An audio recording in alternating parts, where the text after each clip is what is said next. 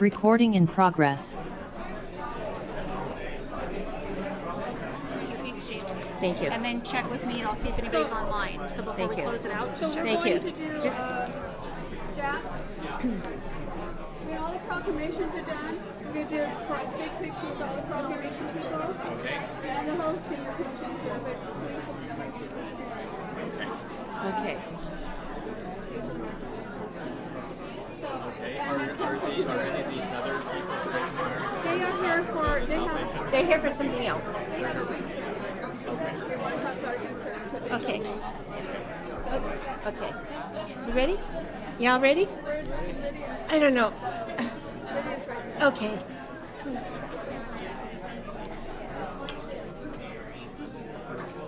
So, Linda, Yes. when you call the meeting to order, or after the flag salute, then I'll do.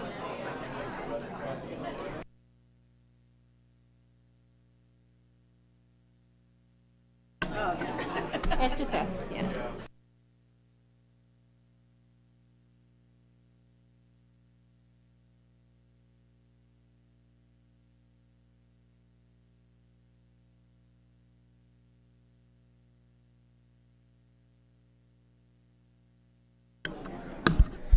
Well, good evening.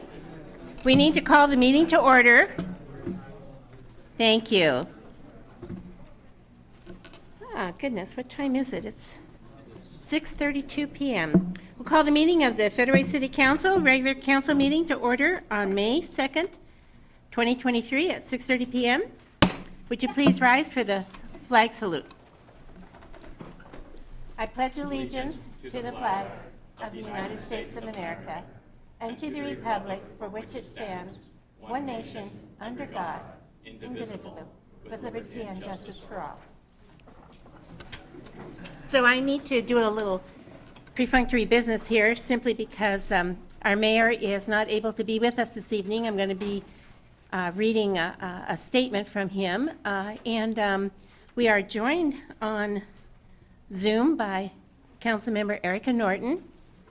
And Councilmember Jack Dovey is excused. He's out of town. But we have the rest of the council members are here. And there's one thing I want to say. You know, when you say the salute to the flag, it always bothers me when you say, I pledge allegiance to the flag, because what we're not doing is pledging allegiance to the flag. We're actually pledging allegiance to our country. And I always think that's good to remind ourselves and remind our children that we're pledging our filial to allegiance to our country. So anyway, I just needed to say that. So right now I'm going to turn this over to Deputy Mayor Honda. Thank you. So the council has a special recognition tonight that we would like to do at the beginning of the meeting. And this week, April 30th to May 6th, is annual Professional Municipal Clerk Week. And since we could not do anything in this city without our city clerks, and Director Stephanie Courtney is an amazing city clerk and has a staff of, I think, 3 people now.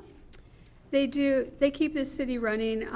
If we didn't have a good clerk's office, we would be in a lot of trouble. So we would, as a council, like to thank you, and we have some flowers for you.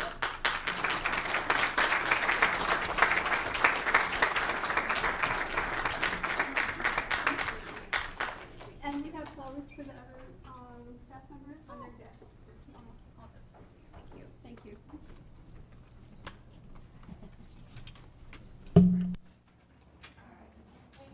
That was very thoughtful. Thank you very much, Deputy Mayor Honda. So let me read the statement from, I'm going to read it word for word, and so when I'm done, you'll understand. Statement from Mayor Jim Farrell. So I'm acting mayor tonight. Thank you, Council President Linda Kochmar, for sharing the following statement. It will deal with today's agenda item on drug possession, my thoughts on our very successful Sitter City trip, and an update on my return. So the first item is drug possession ordinance. While I am not in the meeting, I want to emphasize that there can be no delay in our city taking action on the proposed ordinance to make drug possession a gross misdemeanor. In the absence of state legislative action as of July 1st, 2023, there will be no constitutional state law prohibiting the possession of controlled substances without a prescription. That is why I'm proposing an ordinance that creates a local law making the knowing possession of controlled substances as defined in state law a gross misdemeanor within the city of Federal Way. I am hopeful that the legislature will reconvene to address this top-of-mind statewide issue. And I do believe they're going to meet on April 22nd, hopefully. In the meantime, I'm sorry, May 22nd. Thank you. In the meantime, we cannot wait and hope our local community stays safe. For this reason, I am proposing the ordinance to take immediate effect for Federal Way when the state law expires on July 1st. Doing nothing is not an option for us. I ask you to pass this ordinance immediately, and so that is on the agenda this evening. Now he goes on to the Sister City trip. Our recent Sister City trip to South Korea and Japan was successful and mutually beneficial learning experience for them as well as the city of Federal Way. I wanted to thank our delegation and the officials and staff of both Donghae and Hanshinoi for their dedicated work in facilitating and hosting these visits. The delegation, including me, meaning Jim Farrell, council members Lydia Sevadasan, Han Tran, Jack Walsh, former Mayor Mike Park, former Federal Way Korean American Association President Daniel Kim, Chamber CEO Rebecca Martin, and business leader Mark Freitas. City staff included Police Chief Andy Wong, Economic Development Director Tanya Carter, Parks Director John Hutton, Pamela Jones, and Bill Badino. During our visit to the Chongqing, provincial capital of Gangwon, we met with Governor Jin Tae Kim and his staff. My remarks focused on the value of a special relationship developing between the United States and Republic of Korea. I am committed to doing everything possible as we continue to building on that relationship. Next, in Donghae, the city mayor, Sim Yu-yeon, oh, please forgive me if I'm saying these names incorrectly, hosted our delegation at City Hall. We shared our vision to enhance the partnerships of our communities and committed to increasing collaborative visits to mutually benefit our cities economically and culturally. The hospitality was incredible. We received a round of applause from their staff while entering the City Hall. It was a memorable moment. At the welcome event hosted by the Donghae Chamber of Commerce and Industry, CEO Rebecca Martin of the Greater Federal Way Chamber presented the CEO, Yu Tae Kim, with the Sister City Chamber mementos, symbolizing the continued and deepening business relationship between our cities. In Hanshinoi, we visited the Sister Cities Relations Monument area, Sister City Park. The monument, totem pole, and Washington State hemlock tree are reminders of our long-standing relationship with this community. Mayor Yoon Kamagi's team was very hospitable in celebrating the 30th year of our Sister City relationship. I'm committed to making our collaboration and visits more frequently. Overall, the trip will result in more opportunities for continued partnership, cooperation, and innovation in the future, and hopefully, I would expect, business relationships. Regarding my return, this again is Jim, I anticipate being back in Federal Way this Thursday. Now, this is going to explain why he's not here this evening. On the morning of the last day of our Sister City trip, I developed a flu-like symptom and, as a precaution, tested myself for COVID-19. The result was a positive test, and I immediately consulted with local health officials. I immediately started following the health protocols of Japan. Once retested by local health officials, I went to a quarantine hotel. The good news is that no one in the rest of our delegation was exposed. My symptoms are similar to the mild flu, and I expect to return this coming Thursday, meaning in 2 days. Thank you all for your concern. I wish you a productive meeting. So thank you. That's from Jim. I'm wondering if the other members, perhaps starting with Councilmember Jack Walsh, if you'd like to talk about the trip, the Sister City trip. I would simply like to say I think that it was an incredible trip, very successful. One of the important things about both the Japanese and Korean cultures is before you can do any type of business, you need to create a relationship with them. And it was a relationship building time, and I think that great things will come out of it. Both obviously culturally, but also economically, with perhaps visiting sports teams and things like that. And it was a great insight on how these other sister cities operate, and a great example of some beautiful parks they have, how they handle things with parks, how they handle things with other things, with law enforcement. It was wonderful having Parks Director Hutton there and Police Chief Andy Huang. And also our Economic Development Director, Tanya Carter, was actually able to meet with some business people as well that will hopefully things will come out of that. But a very successful meeting or event. We were warmly welcomed. I cannot believe the welcome that we received. It was incredible, and but a incredibly successful trip. Councilmember Tran? Thank you, Council President. So I just want to add that, just like Councilmember Wash stated, that it was a very successful trip, both in Korea and Japan. We learned a lot from those two cities. One thing I want to mention is that my impression when we visited both cities is that the city is so clean. There's no trash around the city. I mean, it's really difficult for us to even find the public trash can so that we can put our trash in it. And somebody told me that their culture trained their young children when they was very, very young that respect the elders, respect the environment, respect your community, take ownership of your action. And for example, the trash thing, they teach the kids that bring the trash home with you. Don't put it anywhere else. If you go to the store and you bought an item and you need to unwrap the items and you need to throw the wrapper away, either you take that wrapper home to put in the trash or you bring it back to the store where you bought it. And that's why their street, I cannot even buy a piece of trash. I mean, you can ask the delegation, member delegation. I mean, it's so clean.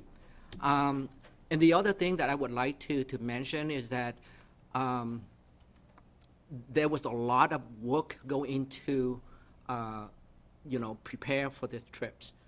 And I want to recognize Tanya Carter, Pam, and Bill for countless number of hours that they tried to coordinate this trip with the people in those two cities.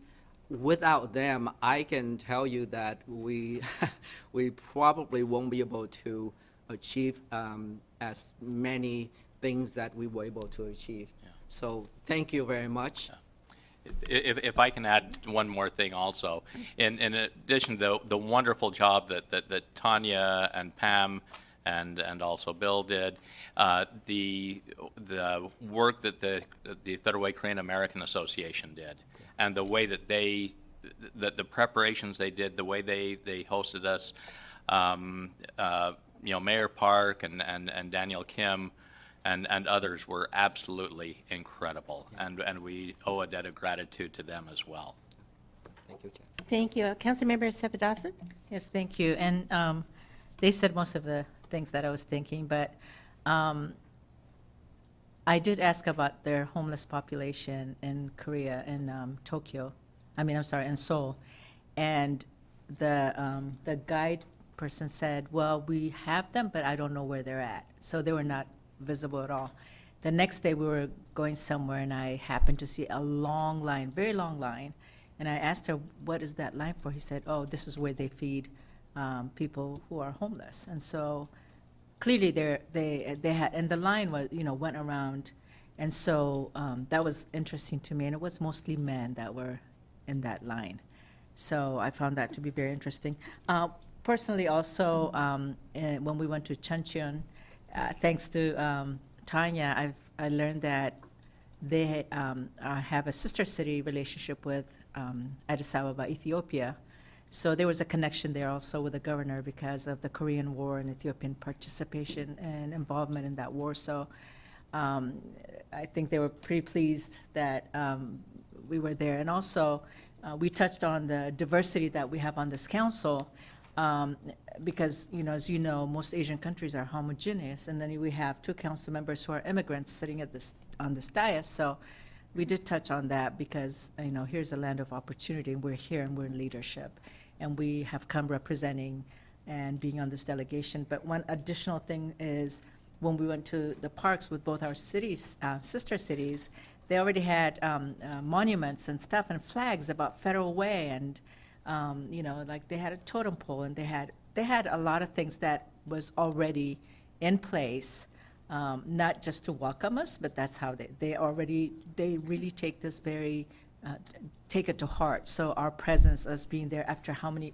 20 years or so, they were really pleased, and we're going to have this continuous relationship. And something I wasn't aware is they've been sending students to go to school here, and they said there's been over 200 students that have participated and gone to school as an exchange program. So the relationship is working. We've learned a lot about each other, and I look forward to this continuous thing. And one more thing is, one thing we learned in Korea is that after they say hello, they ask for your age so they can honor and respect you. And so I was asked my age. And I was like, Friday was my birthday, so I had to say after Friday or today, which one do we want to use so we can elevate my age. But overall, I also want to say thank you to everyone who was with me, because being on crutches and having challenges, everybody was so gracious and took such good care of me. I just want to say thank you to everyone who was on that trip, because I felt special. So thank you. Thank you very much, Councilmember. So we are a very diverse community. We have 12% from the latest statistics, I believe, from the latest census that are Asian. And so we have 18% Hispanic. We're a growing community, and we're a very diverse community. So it's good to know where our people come from and to help them as they're trying to acclimate, and those who are new to our country to we're all from other countries, believe it or not. We're all from, unless you're American Indian, we came from elsewhere. So that's a good thing to remember. We do have a very beautiful sister city room next to the mayor's office. If you ever want to see it, please ask to go see it, with memorabilia in there. Thank you very much, Councilmember Sapadassan. And now I believe we have introduced Brian Davis, who's going to come to the podium to introduce our new communications officer. Yes, thank you, Council President, members of the council. It's my honor to introduce to you and the public our new communications officer, David Solano. David earned a Bachelor of Science in Communications Studies from Portland State University and began his career in broadcast journalism as a sports anchor and reporter in markets of Georgia, Michigan, Texas, and Oregon before joining Seattle's KIRO TV CBS station as a weekend anchor, sports director, and reporter. At KIRO 7, David made history as the first half Mexican and African American sports director in Seattle. I'm sorry, I skipped a line because this was the stolen plane. David co-anchored at the newscast that won an Emmy Award for coverage of the stolen plane at SeaTac Airport in 2018, and made history as the first half Mexican and African American sports director in Seattle TV history. Following his broadcast journalism career, David held executive communications manager and senior communications manager positions at Microsoft, where he served as the chief storyteller for the VP of Services and drove internal communications. Most recently, David served as senior program administrator for strategic communications and public affairs for the Multnomah Education Service District in Portland. And I'm honored to introduce him and invite him to come up to say a few words. Thank you for the warm welcome, Brian. You guys are all so kind. It's great to be here. I just want to express how incredibly excited I am to work as the communications officer with this amazing, talented group of individuals at the City of Federal Way. And nice to meet all of you, by the way, also. It's my first time seeing all of you in person. But yeah, I'll keep it short and sweet. You know, Brian had mentioned I had worked in television for 20 years, and a lot of us, when we work in television and try to go to the other side, as we call it, could only dream of an opportunity like this one to be able to shine a light on all of the greatness that's happening across the City of Federal Way. Fun fact, my wife grew up here. She gets it. She went to Federal Way High School before UW. She's told me about the history of the city, and I'm excited to see what the future holds. So thank you so much again for the warm welcome. Thank you, welcome. Thank you. Okay, and now we have Bill Bedino is going to come and talk about our recent community events and upcoming community events. Thank you, Council President. You can help out too, because I believe I was somewhere else.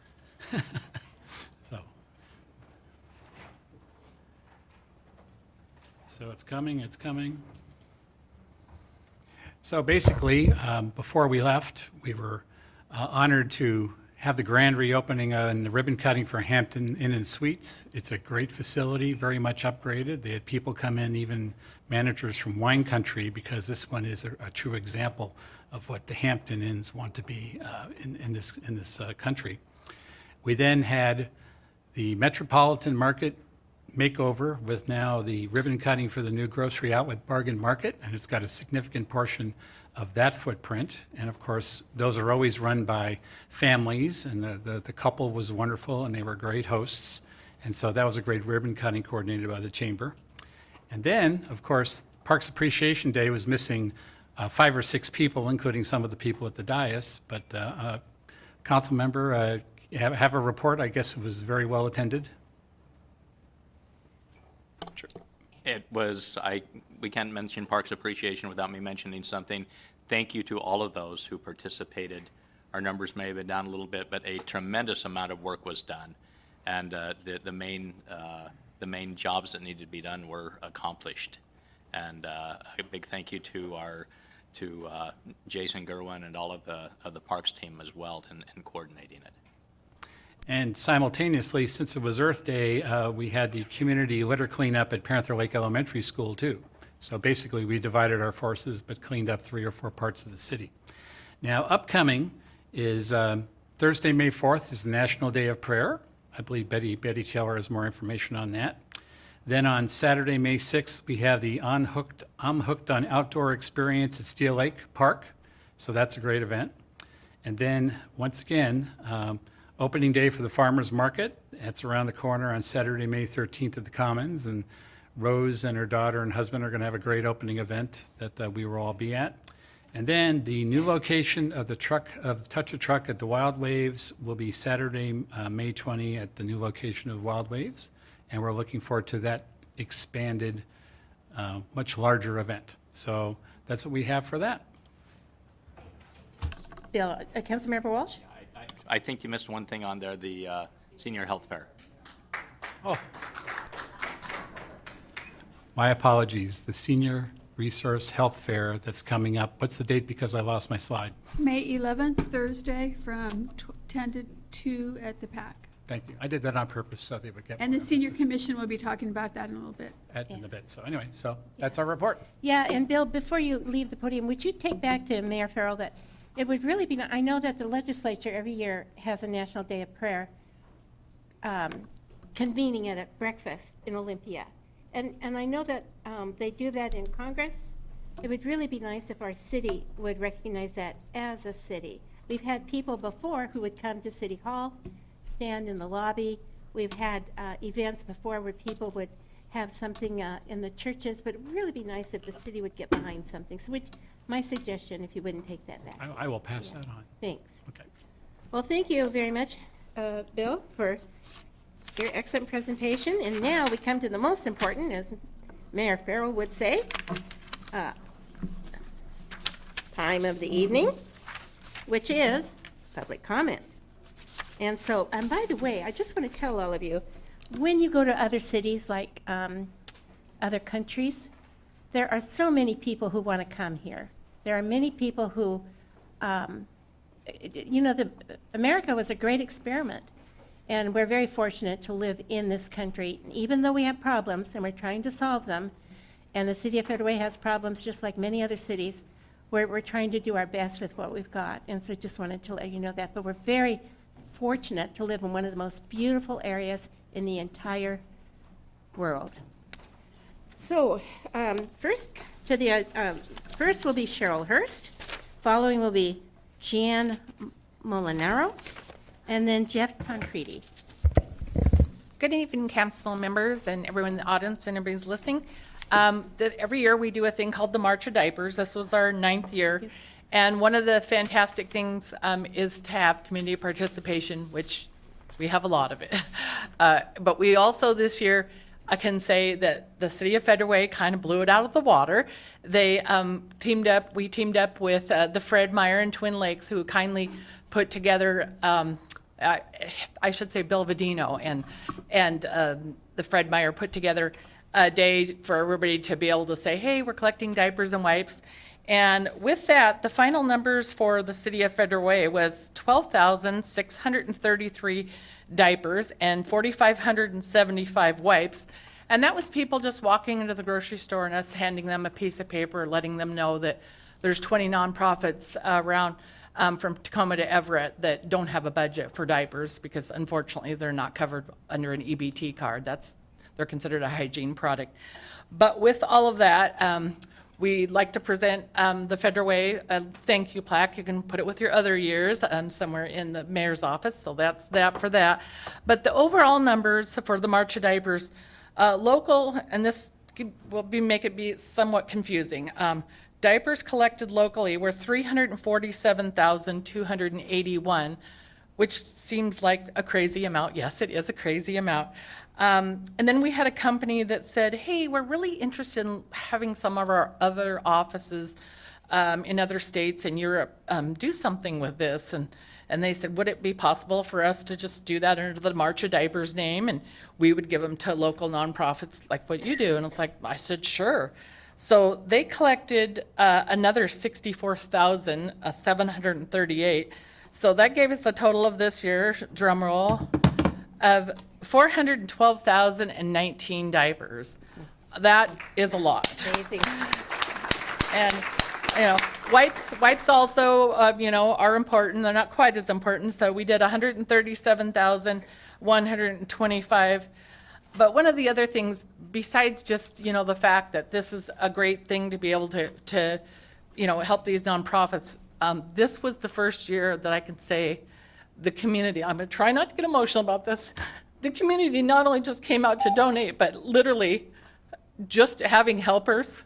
If you helped, raise your hand because you worked your tail off. And that's the thing. It's really, really something to take on, and to have people in your community willing to go out there and either stand for hours or move boxes for hours.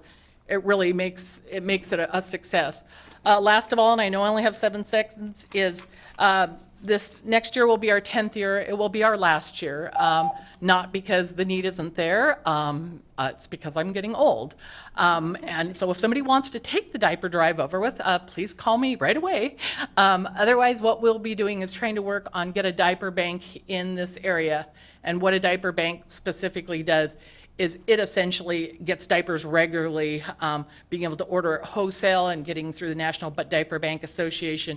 And so we'd be able to help the nonprofits and help other people along the way. It would mean we kind of would stop the drive, but we would be able to help, because there is no diaper bank anywhere near around here. The closest one is 20 miles away. The next closest one is 22 miles away.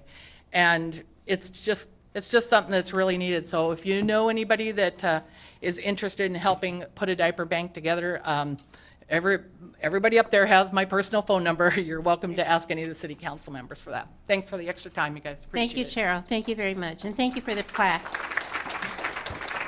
And thank you, too, for donating. At the end of your gathering, you donated a trip to Maui. And it actually, the city of Federal Way won, but we had to decline. So it went to John and Amy Hatcher, who I hope have a wonderful time there. Thank you very much.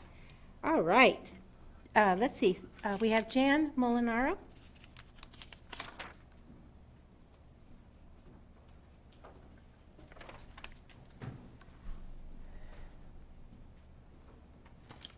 Good evening, Acting Mayor and council members, and before I get started with my prepared remarks, a happy belated birthday, council member, and please extend my best wishes to Mayor Jim when he returns healthy. Yeah.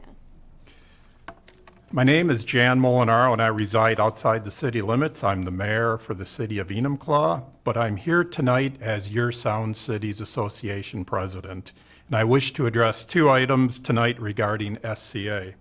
First, I want to thank the City of Federal Way for being one out of 38 cities at SCA as a member. Your continued partnership is valued, and you have a voice in the region through SCA. Secondly, for those that have not attended, and I know I recognize some of you from past SCA networking events, I'm inviting each of you to consider joining us at the next event, which is scheduled for Wednesday, May 31st in Renton. And maybe we can get Mayor Jim to lead us in the Washington State Cougar fight song, huh?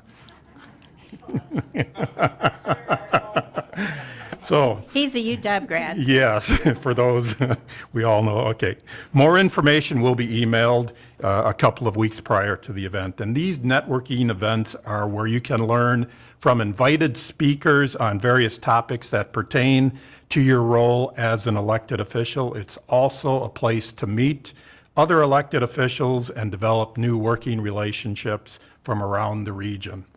Also consider getting involved with various regional boards and commissions that SCA has the capability to make appointments to. I do know there's a couple council members from Federal Way serving currently on 1 or 2 different boards and commissions, and we thank you for that. There are 27 different opportunities for you to serve. And some of these examples are Regional Transit Committee, Puget Sound Regional Council, affordable housing, and that's just a few out of the 27. This is your opportunity to have an impact in the region as well as for your city. And with that, I thank you for this time, and I am available anytime for further discussion on any topics. Thank you. Thank you very much, Jen. So next is Jeff Tancredi. Could you please state your city also when you speak? Thank you. Yes, good evening, Council President Coach Mar, Deputy Mayor Susan Honda, and all my best to Mayor Farrell. Council, good evening. Jeff Tancredi from Federal Way, 27 years. Before I get started with my remarks, I just wanted to say I was very proud to serve in the United States Army in South Korea. What a beautiful country. It brought back a lot of memories when you said you were going to South Korea and Japan. So I had 2 tours in the 2nd Infantry Division, but mostly is to be able to serve with the Republic of Korean Army. They are outstanding soldiers, and it was an honor. It was an honor to serve with the Republic of Korean Army. They are some of the finest soldiers in the world. Couple things I wanted to bring up. At the Home and Home department store there where it used to be Top Foods, that area has gone down considerably. I know that Home and Home, I think, is closed permanently, and I think also the barbecue place next to it, I'm not sure that's open, but I noticed today when I went there, it was cleaned up really nice, but there had been a tent set up just off from MOA, the Korean hairstyle salon. And by the way, MOA is one of the best. I mean, she's got clients from all over the world. She is an amazing person. We don't want to lose her. But there was an RV there with his dog, the cart. It's just bad. Trash everywhere. The drug addicts or whatever they're struggling with, they're underneath that underpass there in front. It has a huge overhang, so it's hard to see them. And so it's a problem probably for those other businesses that are close by, the ones that are still open. So anyway, I'm glad to see that it was cleaned up today, and I hope that we can keep tabs on that, and hopefully somebody will invest in that shopping center and revitalize it to where it was in the past.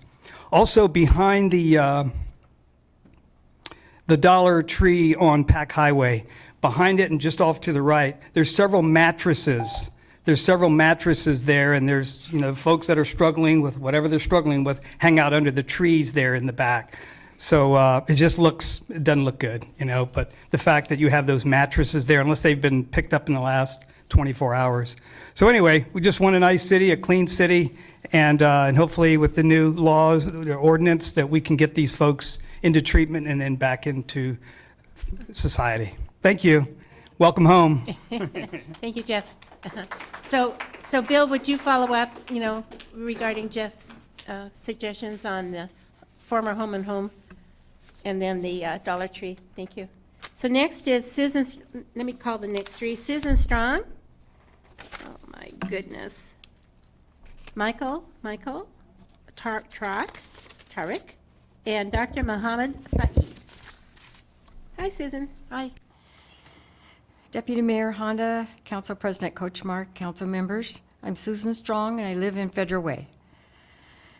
Recently, I had the experience of watching a Federal Way store manager ask two homeless people to leave the outside area in back of an emergency exit door of his large store.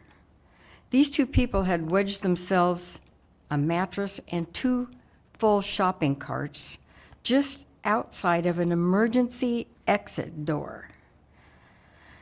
I consider that this was an extreme situation concerning the safety of the employees inside the store. The store manager had to speak loudly and firmly, asking them to wake up and remove themselves from blocking his store emergency exit door. He told them they had 5 minutes to move before he called the police. I've never seen anybody move so fast. The two of them got their stuff, their two stolen shopping carts, and headed down the street. They left behind a lot of garbage and a very unpleasant smell. Our group, Stand Up Federal Way Community, came back later and cleaned up the garbage and cardboard. I'm tired of having to pick up after the homeless. And this is a different topic. I understand that there will be a first reading of the Council Bill 847 later this evening regarding possession of controlled substances, and I encourage the council to do whatever you can to get control of the drug problems in Federal Way. Thank you. Thank you very much, Susan, and thank you for staying up for all of your work on our behalf. I know that we're not endorsing you doing that, and I know that you're doing it, but thank you. Look, staff can only do so much, police can only do so much, council can only do so much. You need to have the community stand up, rise up, take a stand. And the other thing with this is you're teaching your children. Children follow by example. So very, very proud of the people in our community who are taking a stand on things that they think are wrong. Thank you. We have Michael Trawick. Thank you. All right, everyone. My name is Michael Trawick. Thanks, council members, allowing me this time to talk. So I'm here. I'll be short and sweet, and I know this might be the common theme for the day. But really, what I'm here to talk about is the crime here in Federal Way. I've been here about 5 years, and me and my wife, we live in a nice neighborhood, and just recently we just been seeing a lot of trouble, a lot of crime going on. Recently, I was a victim of car theft. The person walked right in front of my driveway and stole my car. He tried to break in some other neighbors' cars as well, but ended up breaking into mine and stole it. And then he also stole one of my neighbor's trailer a couple weeks ago. Different person, but we've been having a lot of crime in the neighborhood, a lot of homelessness. Every night we hear gunshots going off, just constant. It's just like every night we're hearing it, like we're in a war zone for some reason. I'm like, what's going on? So at the end of the day, my wife lives in total fear every night. She's constantly scared. We still don't feel protected. And I know the police can only do so much, but we don't feel like a strong police presence is going on right now. And I don't know what's going on with that either. And it just doesn't feel safe right now in Federal Way. So for me personally, I just, really want my wife to feel protected, my family to feel protected. A lot of businesses are getting broken into. It's just constantly going on every day. And And at the end of the day, as a citizen and as a taxpayer citizen here in this country, you just want to feel protected and safe. So, and I know that everyone's trying to work hard to do things about it, but I just really want to make sure that we figure out what to do in our neighborhood to get things cleaned up and so we can feel safe and feel protected. So, thank you, Michael. Chief Wong, I'm wondering if you couldn't follow up with Michael and talk to him about maybe emphasis patrols? Will do. Thank you. Thank you. Thank you. Appreciate it. You bet. Next is Dr. Mohammed Saeed. Good evening. Thank you, President, and also council members. And my name is Mohammed Saeed. I'm here, and myself, my wife is here. We both trained at the University of Washington and came to Federal Way about 44 years ago. And I think but some of the people will not be here at that time. And Federal Way was a nice and a really safe town. That's why we decided to live over here, because I served in the U.S. Army for 5 years at Madigan. And we were very happy to be here in Federal Way, because it's very quiet and safe, no problem. And for the last few years, especially for the last 3 years, things has gone downhill tremendously. As Michael suggested, there's the crimes, there's break-ins, and there's car theft, and you name it. Everything is going on here in Federal Way, and there's no consequences. And I talked to police myself over there, and unfortunately, I don't know who brought the idea of a great idea of defund the police. I think we need to fund the police. We need some more help. And honestly speaking, we are not safe in our own neighborhood. And I live in Marine Hills. We had never had any crime for the last 25 years.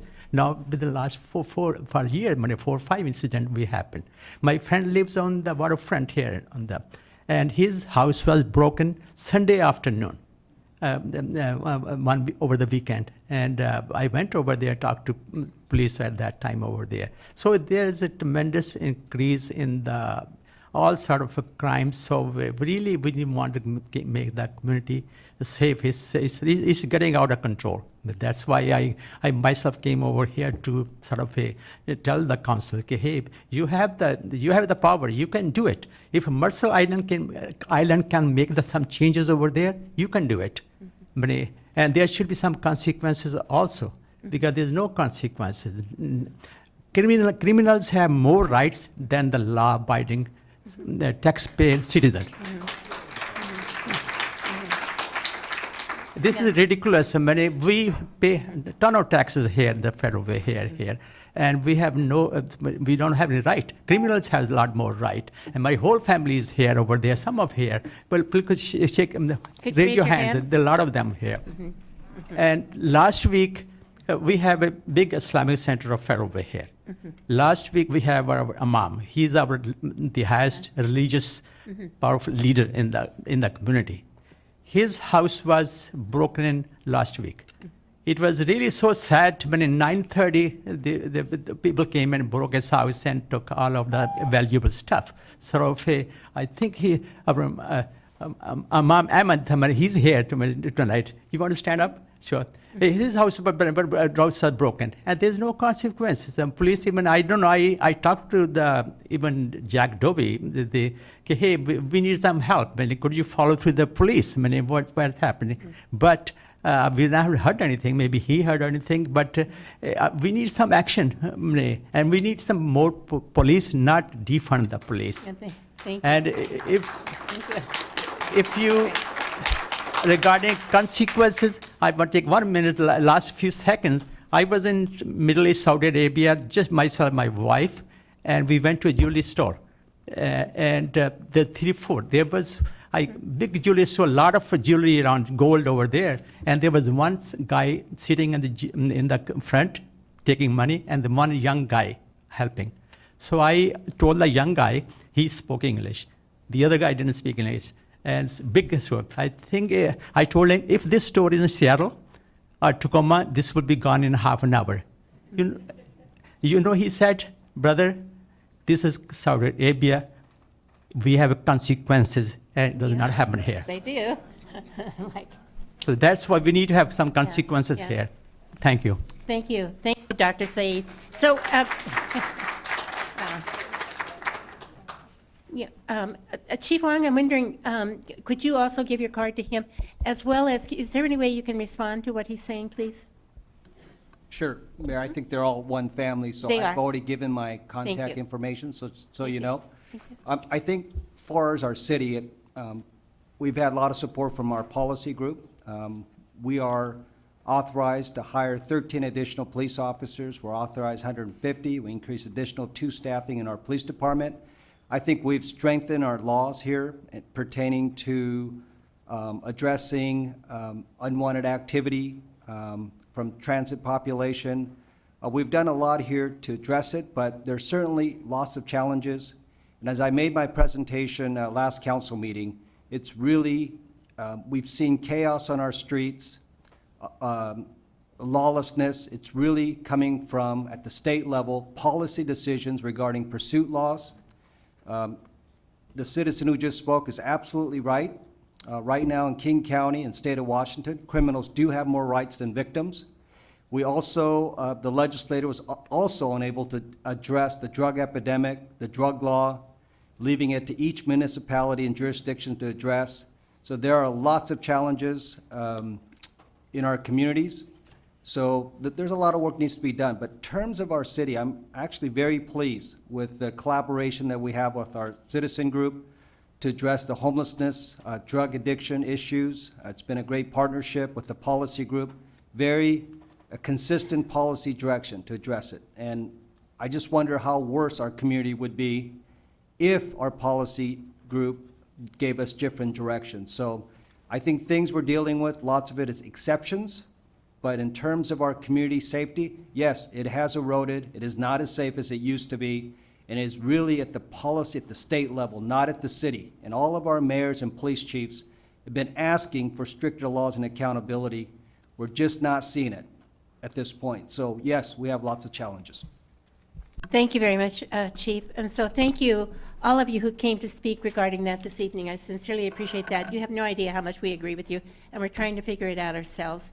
It's, if we hadn't passed the ordinance, I call it the no sit, no sleep, no lie ordinance on a city sidewalk, we would have people in tents on our sidewalks or sleeping on our sidewalks, which we don't.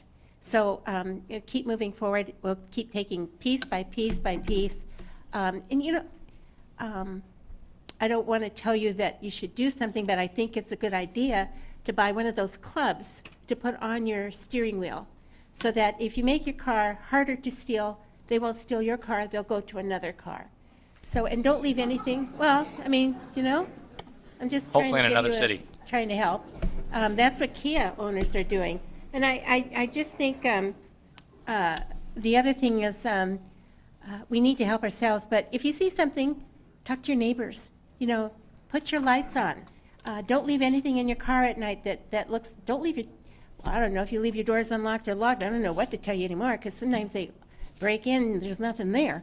But then you have the problem with the broken windows. So just don't leave anything in your car that looks like it's anything of value. So anyway, thank you very much for coming to speak. Thank you, Dr. Said, very much, for your whole family coming here this evening. That was wonderful. Thank you. Okay, next on the, we have Alexander Milston, and then Anna Patrick and Kevin Morris.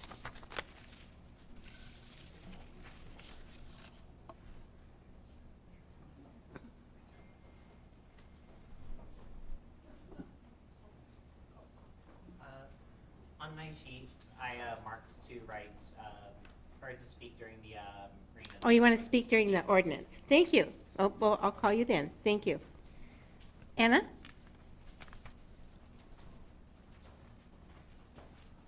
Good evening. I would just like to address the housing, the bill that just passed, House Bill, what is it, 1110? I have some concerns about what that's going to look like in the city of Federal Way, and I'm really hoping, full transparency, I serve on the Planning Commission, but as a community member living in one of the neighborhoods that is going to be impacted by this bill. I want to speak on behalf of all of the folks that live in these working class communities with smaller homes and larger lots, because they're going to be on the menu for this new bill. So I know that a few things about it. I followed it, something about being able to build up to 6 plexes. I looked in my neighborhood. The entire neighborhood is affected because it's within a quarter mile of transportation bus line. So the entire neighborhood is going to be on the menu for up to 6 plexes per lot, from the way I understand it. Now, it only has to be 2 out of the 6 that are low income in order to qualify for, as a requirement. But I know the way things go in Federal Way is that a lot of these developers look at our city and they see a large profit by having all of it be tax exempt. And one of the issues that we have, one of the reasons why our crime is so high in the city, is that we have a very small tax base because we have apartments like Devco building these large apartment complexes with 0 tax dollars coming to our city for a number of years. And it brings in a lot of crime. These properties have issues that draw on our city, but don't fund the issues.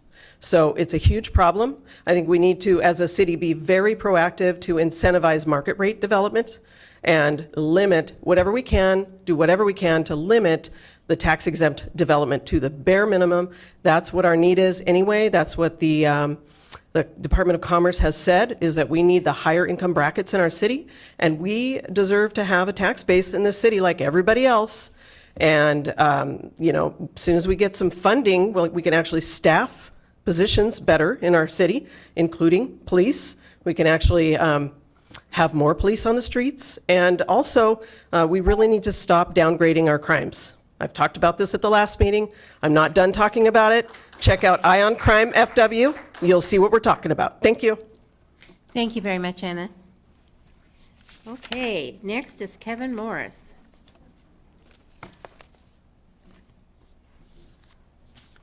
Good evening, President Kochmar, Council, and those that went on the trip to Asia and Japan.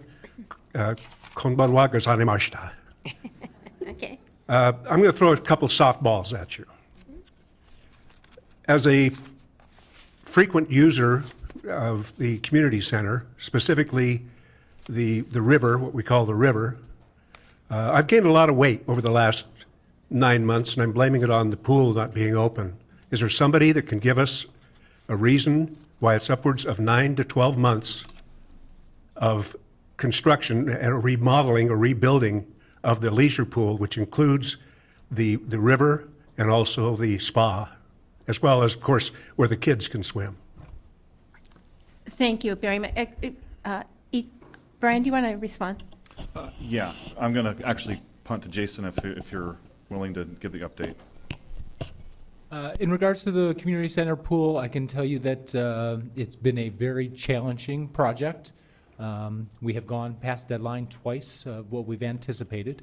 The original delay had to do with major rebarb structural problems within the main pool, and that was not originally anticipated. We saw little bits of rust spots and cracking in tile and grout, and on further examination, it was significant damage. So we had to work with internal staff engineers to recommend the proper remedy for that. And so we have worked through that portion of it. In addition, we have had some challenges with the contractor. We feel we're online. Some permitting delays occurred. And so we've worked through those permitting issues. Permits have been issued. I can tell you that the footings were poured last Thursday, or Wednesday and Thursday. We've got a column or two poured with a few more columns to go. There was a discrepancy on some of the forming and rebarb and rebar in there, and so we are working through that with an engineer. And so what I can tell you is we're working as diligently, and we want the pool open as much as all of our members. We're working through those issues, and I wish I could give you a firm date on that opening, but we're trying to be good stewards of the taxpayer dollar, as well as provide the amenities that used to be in existence there and will be in existence here in the future. And again, my hope is it's open as soon as possible, but I'm trying to undercommit and over-deliver here, and I know the delays don't feel explainable or a good reason, but I can tell you that there's no one more frustrated than myself and my staff in trying to get this project complete. Lastly, then, is it true, I heard that through sourcing, that there was product that was sourced from Canada that there was an issue that held us back? So the manufacturer of the slide equipment is out of Canada, and so that is not necessarily the delay. There needed to be third-party review on this for the building permits because Washington standards and Canadian standards are different, and so engineers had to review that. Ideally, in my mind, permitting would have occurred sooner, but there were delays on the contractor's behalf in getting permitting in place. And so the one thing that, just because we work for the city, we don't get any special favors when it comes to permitting. I mean, the community development and building department, they have to ensure that construction integrity, and they hold us to the same standard as they would hold anyone through. And so we had to work through that process. Like I say, it's been difficult, but I feel like we're getting close, and I'm optimistic. And like I say, I can't wait to go down the new slide and get all of our members back in the lazy river and the new play toy that's going to be there as well. Okay. Council President, All right. if I could add to Yes, sir. Jason's comments. So everything that he described are issues that we're dealing with the contractor. The permitting issues are the result of a delay in the submittal. It's not the permitting process that held it up. It's that the contractor We got waited that. until the very end. We know. So I just want to be clear, the city is not fighting against itself here.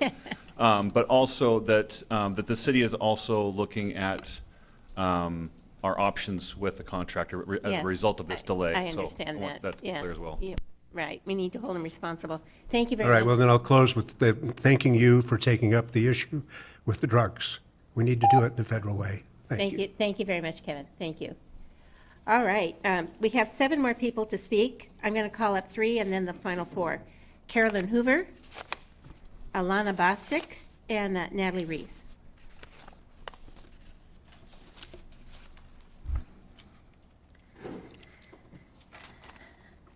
Good evening, Deputy Mayor Honda, Council President Kochmeyer, and council members.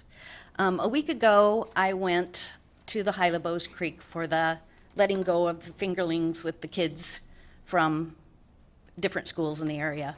It was great. Kids were so excited. The looks on their faces, they were just so thrilled with doing this, sending their little salmon down the chute. Well, you know, we took the walk through the boardwalk and the paths and learned about the trees and the plants, and it was great. The whole time, though, I was thinking about the things I've seen and know in the unprotected parts of the Hylebos. It just felt like the kids were sending their best hopes and dreams for their salmon, and we aren't doing our best as stewards to this amazing waterway. You know, I know the city has taken time to write up the stormwater management action plan, and that document is really well planned out. I get it that we might not have funds for all these future projects now, which will cost hundreds of thousands, but why not take care of the obvious? I can't help feeling we are missing the mark on things we can do right now to improve this area. The city document mentioned stewardship events. Why not? You know, and maybe not just planting trees, but helping to clean up those really bad areas. You know, I was out there with some friends a couple years ago cleaning up, and there was mattresses in the Hylebos Creek and shopping carts, which is kind of sad, you know. I was thinking that if these kids or these teachers knew what was in these unprotected parts, they would be so disappointed in us, really. So, you know, Another thing is the active encampments that have been there for a while, that, you know, people are living and doing their business in and around these waterways, which is not good. And then maybe need some prompt attention for that to help keep it clean. And if we take the time and the money to put up these signs all around that say protected waterways, we should protect them, I think. Thank you. Thank you, very good suggestions, thank you. Lana Bostic. Good evening, Deputy Mayor and City Council and people of Federal Way. So I am going to speak about something on a different note. I know we've had lots of bad downer stories here tonight, but I wanted to let everybody know that Federal Way has a really excellent senior advisory commission that works for the city. We're all here tonight. And one of the things that we are done this year is we are going to put on a senior health and resource fair next week on Thursday, May 12th, 10 to 2 at the PAC. This is the 11th. Okay, never mind. The 11th, Thursday, May 11th at the PAC. And it's going to be a great resource fair. We have worked really hard on this. This is the first one in Federal Way. And we're going to have about 46 vendors. There will be resources for health, for caregivers, for family, just a lot of wonderful information. We're going to have speakers, and there's going to be a raffle. So I'm just inviting everybody to come. And I want to thank Susan for her support with helping us, also Amy, who has been helping us with this. And I think it'll be a really wonderful event. I think we need to focus a little bit on what's positive in Federal Way, which I haven't heard of a whole lot this tonight, except I'm glad you guys had a great trip, and I was happy about that and what you guys are doing. But I think we need to look at what, you know, some of the things that are happening that are really going to be positive for the community. So this is going to be a great event. Like I said, we have about 46 vendors. We already have a lot of people that have been interested for next year, so hopefully after this one is a super success, we'll be able to do it next year also. So join us at the PAC, the Pacific Arts and Events Center by the Town Square Park. Parking is free. It's a free event. Just come and look around. We'll be glad to chat with everybody, answer any questions. I think you'll be able to get a lot of good resources and learn Sure. things. So Lana, can you talk a little bit about the time and some of the things that they'll be offering at the PAC? Okay, so the time is from 10 to 2. We will have resources from different caregiving agencies. We will have a speaker about elder law. And let me tell you our sponsors. They are Multi-Service Center and our hospital, CHI Franciscan, Virginia Mason. Another group, which I can't remember. Steel Lake Presbyterian Church. Let me read them on here. Affinity, Senior, Transitions, Virginia Mason, Multi-Service Center, Life Point Law, and also Steel Lake Presbyterian Church are sponsors. All right. Thank you very So, much, Lana. So join this us. is really good for seniors. And everybody, you don't and have to be a caregivers. senior. Yeah, but also Yeah. for caregivers, for seniors, to come and learn how to help the aging population in Federal Way. Thank you. Thank you. All right, now we have Natalie Reese. Hi, council members. This is my first time doing this, so thank you so much for hearing me out. It's a great opportunity to speak to all of you today. I have a long history with the City of Federal Way. 30 years ago, I answered the phones at the Federal Way Fire Department for 5 years when I was 19. And my daughter went to Nautilus and Federal Way High School. And just recently, a few months ago, I started working at the Rhododendron Species Botanical Garden as their new marketing and outreach manager. So if I wasn't here on other business, I would tell you about our fun events, but I have more important, more pressing matters to talk about right now. A few years ago, I took over the care of a beautiful Belgian Malinois German Shepherd, older female dog, and she is now my best friend. I took over her care from an individual, a resident of Federal Way, who could no longer care for her. And she is a success story. Her and I, we're a success story. Shortly after I took over her care, this resident got another dog, and it was not a success story. In her short 3 years of life, she did not have a good life, and she was recently destroyed after biting a firefighter that came to their home. We were all very sad to hear this news for the firefighter and for the dog that lived a very short, unhappy life. And we thought surely this individual will not get another dog. And they have a new 4-month-old puppy, German Shepherd. And my family and I and our friends were trying to think of what we can do to pass some kind of ordinance that will prevent documented habitual animal abusers who have on record of their animals being taken away and destroyed, making it harder for them to continue to get pets.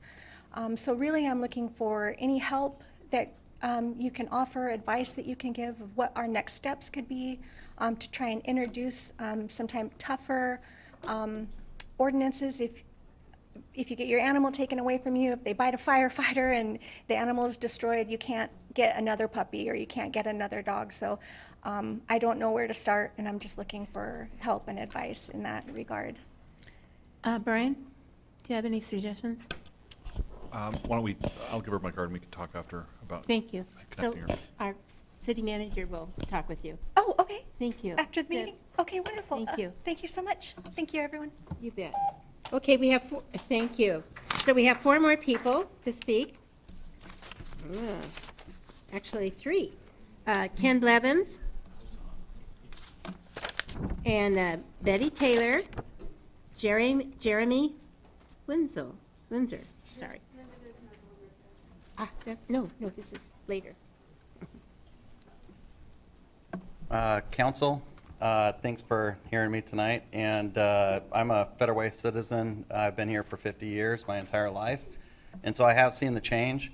I really was actually going to come up here and, well, I didn't have a lot to say, but I'm seeing the amount of people that are here in our community, because the last however many weeks, not very many people have been coming out. And the last couple of years is the first time I've actually come out here. We've been making change. And how you make change is this.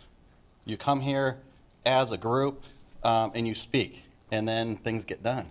Look, she's over there talking to them already. So keep that in mind. I started Stand Up Federal Way a couple of years ago, and the reason why is just like the gentleman over here. He stood up for his wife, and I appreciate his wife being there just to support him as well doing that. It's great that you guys are here doing that.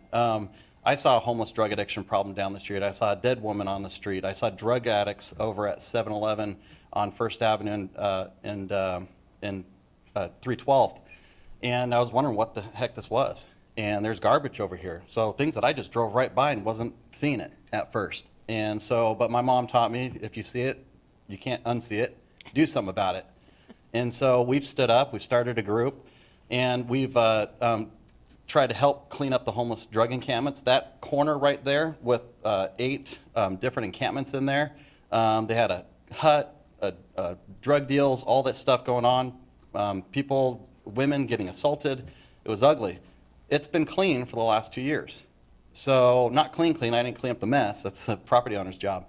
But there haven't been that human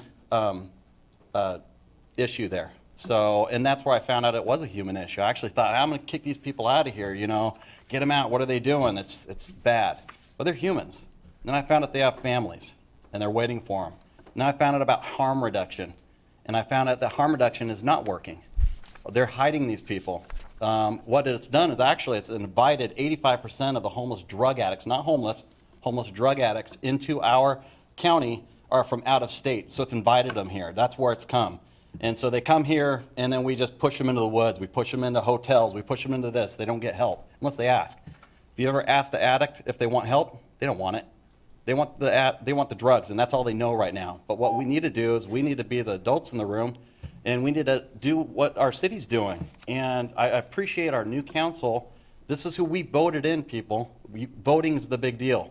We voted in a new council, and they're making a difference because the state is making laws against us. They've regionalized homelessness, which has pushed homeless drug addicts into our city, and you wonder why our police are working overtime to help them out and help them to get help, which there's no help to get, and they're just spinning their wheels. That's the state. That's your representatives that aren't representing us. So I appreciate the time. I wish I had a little bit more, but you guys know me, I talk a lot, so thanks. Thank you, Ken. Thank you very much.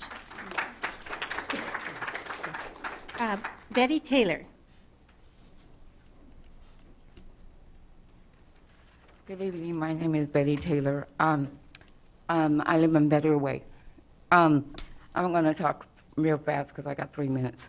Okay, so tonight I was watching YouTube and I seen a special meeting about the commissions. And so I was at home, and so I'm like, well, let me get up and go down to City Hall because they're talking about the commissions and they're talking about adding ordinances.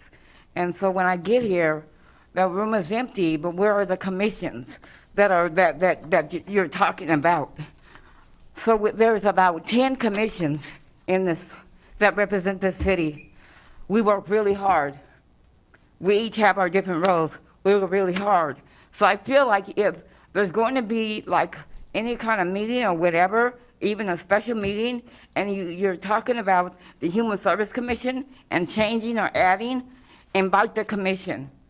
When I heard, I think Susan Honda had asked a question. Well, would somebody reach out to the commissions? And somebody said no, but they reached out to staff. So when I felt that, for me, I'm on the commission, so I sat and I listened, and I felt that that was really good information.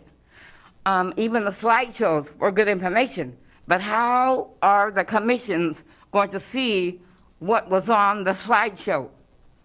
I don't even think the commissions even knew about what was happening. So it shouldn't have been an empty room, but it was. I think we're all working together. We work hard. We know the city council works hard too, but we work really hard. And I hope I'm not speaking out of line or out of turn, but this is what I witnessed, and I felt like, well, wow, how come we didn't hear about it? Well, where is our copy of the ordinance? Because it applies to us. You're changing, you're adding different ordinances, and it applies to us. We should be at the table also, just to listen, but we weren't. So we were totally excluded. And I doubt tremendously if any of the commissioners even knew about it until it was a surprise. Not unless you went to the website or not unless you looked on YouTube. So I'm saying that in the future, if you're going to have a meeting and you're to discuss the commissions, please invite us to the table because we represent you. We work hard. This ain't no easy job. So, and we care about what we do. Otherwise, if we didn't, we wouldn't be here. So that's all I'm saying. Thank you, Patty. Thank you very much, Betty. So the staff that staff the commissions will be going back to the commissions and explaining if there were any changes to verbiage. It really was cleaning up some of the. And Council President, maybe I could add. Go ahead, please. It was actually also a study session to get council's input, but the same content will be coming back to council, I believe, the first meeting of June. So it'll be back for first reading in June, where we can take public comment, and then it'll be on again for second reading 2 weeks after that. So it will come back 2 more times. So we will try to make sure that people hear about it. Yeah, so a special meeting is a meeting where we can't take action. There's no action being taken, it's just discussion being taken. But that's a point well taken. Thank you very much, Betty. We have the last person to speak is Jeremy Windsor. Yes, ma'am. Yes, Thank ma'am. you. I'm Jeremy Windsor, a Federal Way community member. Actually, I would say Washington State community member. I'm originally from California, but I've been here since the military brought me here. I am a veteran. I'm a college graduate. And I'm also, I want to make sure this is clear, I'm also a felon, a violent offender at that too. I want to make that clear because I don't normally come here with things written down. I normally just come here and I speak from the heart. Anybody, I apologize, I haven't been here. I juggle 50 things, so you're right, it is a lot thicker than I'm normally seeing, so I'm glad the community came out. And again, I'd like to thank the community for listening to me. I don't always say to council members, but I appreciate you guys too, because you guys are collective community. I wasn't gonna speak on, I just came back from Chicago, and I wasn't gonna address Chicago and Federal Way as two cities, but after I heard you guys went to Asia and talked about that correlation, I decided why not. I just came back from Chicago and it was amazing. Amazing city. I've heard all these bad things about Chicago, and I literally was there and it was amazing. It's very clean, like you said, the Asia culture, it was very clean. I didn't even find receptacles. People would take my trash for me and throw it away. It was amazing city. And so that just gives, again, like, I didn't want to put the correlation, but you guys talked about Asia or Japan being a sister city, so I said, why not? And I got a suggestion with that going forward. For me, I think about things different. I think about the youth that me going to Chicago made me a better mentor to the community I mentor. So I could imagine the experience for you guys going to different countries. I would say, like, you guys probably have the resources and access to do that on your own, and of course that makes you guys better, but maybe let's attach a youth to you guys going forward from underprivileged communities, to attach them, to allow them to go experience that same thing. So now I understand what that looks like, right, from my side, because what I probably got off YouTube or internet from Japan or Asia is probably a lot screwed and a lot different, and I don't appreciate something unless I'm actually there experiencing it. I'm glad you guys as adults with money and finance and resources have got to experience that, but I promise you it'll impact youth from my culture as well. Also, too, I want to make sure that whatever I say when I'm speaking, I'm never downgrading anybody else's experience in community, because we all have separate experiences, right? We might all be in Federal Way, but where I'm at might be different from where you're at. The trauma that I have to deal with might be different from the trauma you have to deal with. And so just watch what we say, right? Because I disagree that felons or criminals get more freedom, because honestly, I'm a felon from a long time ago, but it's still really hard for me to do the work that I do, trying to impact the youth that I impact. I've been trying to get a gym to get some of those 9 o'clock kids that are out there breaking into cars in the gym for months now. I'm on an email thread with all these people, and I still haven't got a gym yet. EX3 Center, I even volunteer my time over to no pay, volunteer my time to bring more kids there because I like their situation better than a community center because they don't charge $6. The EX3 Center allows any kid with a Federal Way ID to go there, which I think is more community than anything. But still, when I tried to volunteer my time, even though everybody knows me, and I brought 30 kids compared to 3 the day before, just off of hearing my name in the gym, I got turned away. Because why? Because they want me to do a background check. I'm not hiding from I'm a felon. But the reason why these kids listen to me, the reason why I can relate to them, is because I've been through some of the stuff they've been through. So stop closing the door on people like me, and I promise you, some of this stuff will change. Even that homeless stuff, eventually that's going to be that 19-year-old kid right now in high school that's getting shoved out of high school or getting turned away. He's going to be homeless now, on drugs. So this is going to be a cycle. So stop, I never hear nothing about youth, and I'm the only person I ever hear talk about youth in here, man. We got to start dealing with them as well, man. Let's go impact them. But I do appreciate the community coming out today, for sure. Thank you very much, Jeremy. Thank you. There's one Go more ahead, Deputy person Mayor. that might want to speak publicly. Keegan, did you want to come up and speak? Keegan came to meet us about 4:30 this afternoon, and we invited him to speak at public comment. I thought he turned in a pink. He might have. I might have missed it. Thanks, Keegan. All right. Hello, good evening. Here it is. My name is Keegan. I just wanted to express my concern about how tow companies here in our city are overcharging for their services and taking advantage of people by charging outrageous and predatory fees for their services. So to give an example, the other day I come home late from work and all the parking is taken in my apartment complex. So I did the only thing that I could do and parked along the curb. And I'm not the only one. There were other residents there parked along the curb out of anyone's way. And the next morning when I come back to move my car, because I'm considerate, it's been towed. And that upset me, but not as much as when I went to the tow company and they told me how much it was going to cost. $700. Whoa. And $600 of that was for towing my car to 5 minutes away, And it'd been there for about 4 hours by the time I got there. And then 100 of that was for trying to get my car back on a day that they were technically closed. If I'd come back the next day, they would have charged me $80 for keeping it overnight. And right now, there's not a cap on how much they could have charged me. There's nothing stopping them from saying like $10,000 to get your car back. If you don't pay it, they just auction your car off. I think that's unacceptable, and I urge the city to take action and regulate these tow companies to protect us from these predatory practices. Thank you all for your time. Thank you, Keegan. Would you pass the name of the tow company to our city manager so he can, at some point, look into it? Sure thing. Also, if you didn't fill out a pink sheet. I found Oh, it. you I'm found sorry, it? it was Okay, buried. all right, sounds great. Thank you. I got it buried under the lady who had the dog that bit the, sorry. So thank you. So that I didn't miss anybody, was there anybody else who wanted to speak this evening? Council President, I have 2 people online. Oh, thank you. Yes. Please go ahead. Dara, first of all. I'll have Thomas unmute her.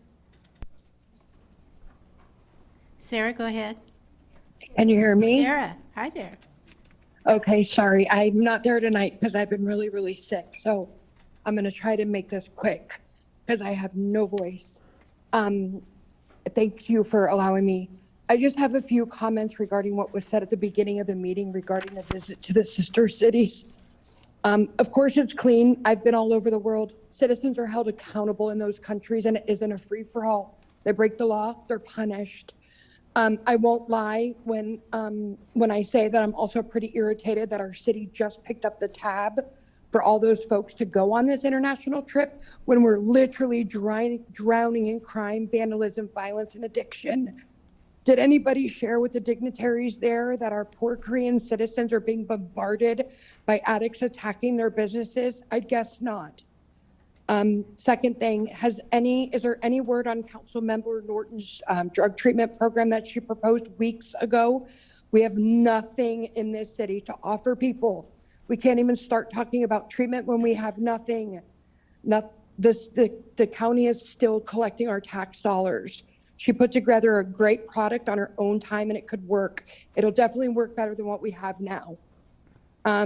What difference will this new ordinance taking effect 7/1, make that's different from the current ordinances that aren't, I don't see them enforced.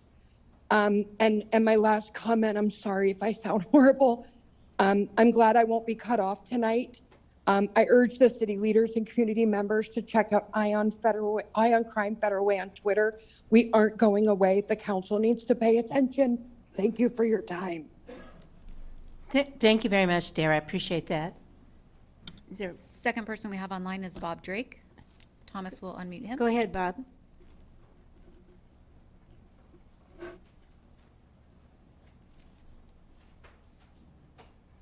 Good evening, Council President, Deputy Mayor, and Council.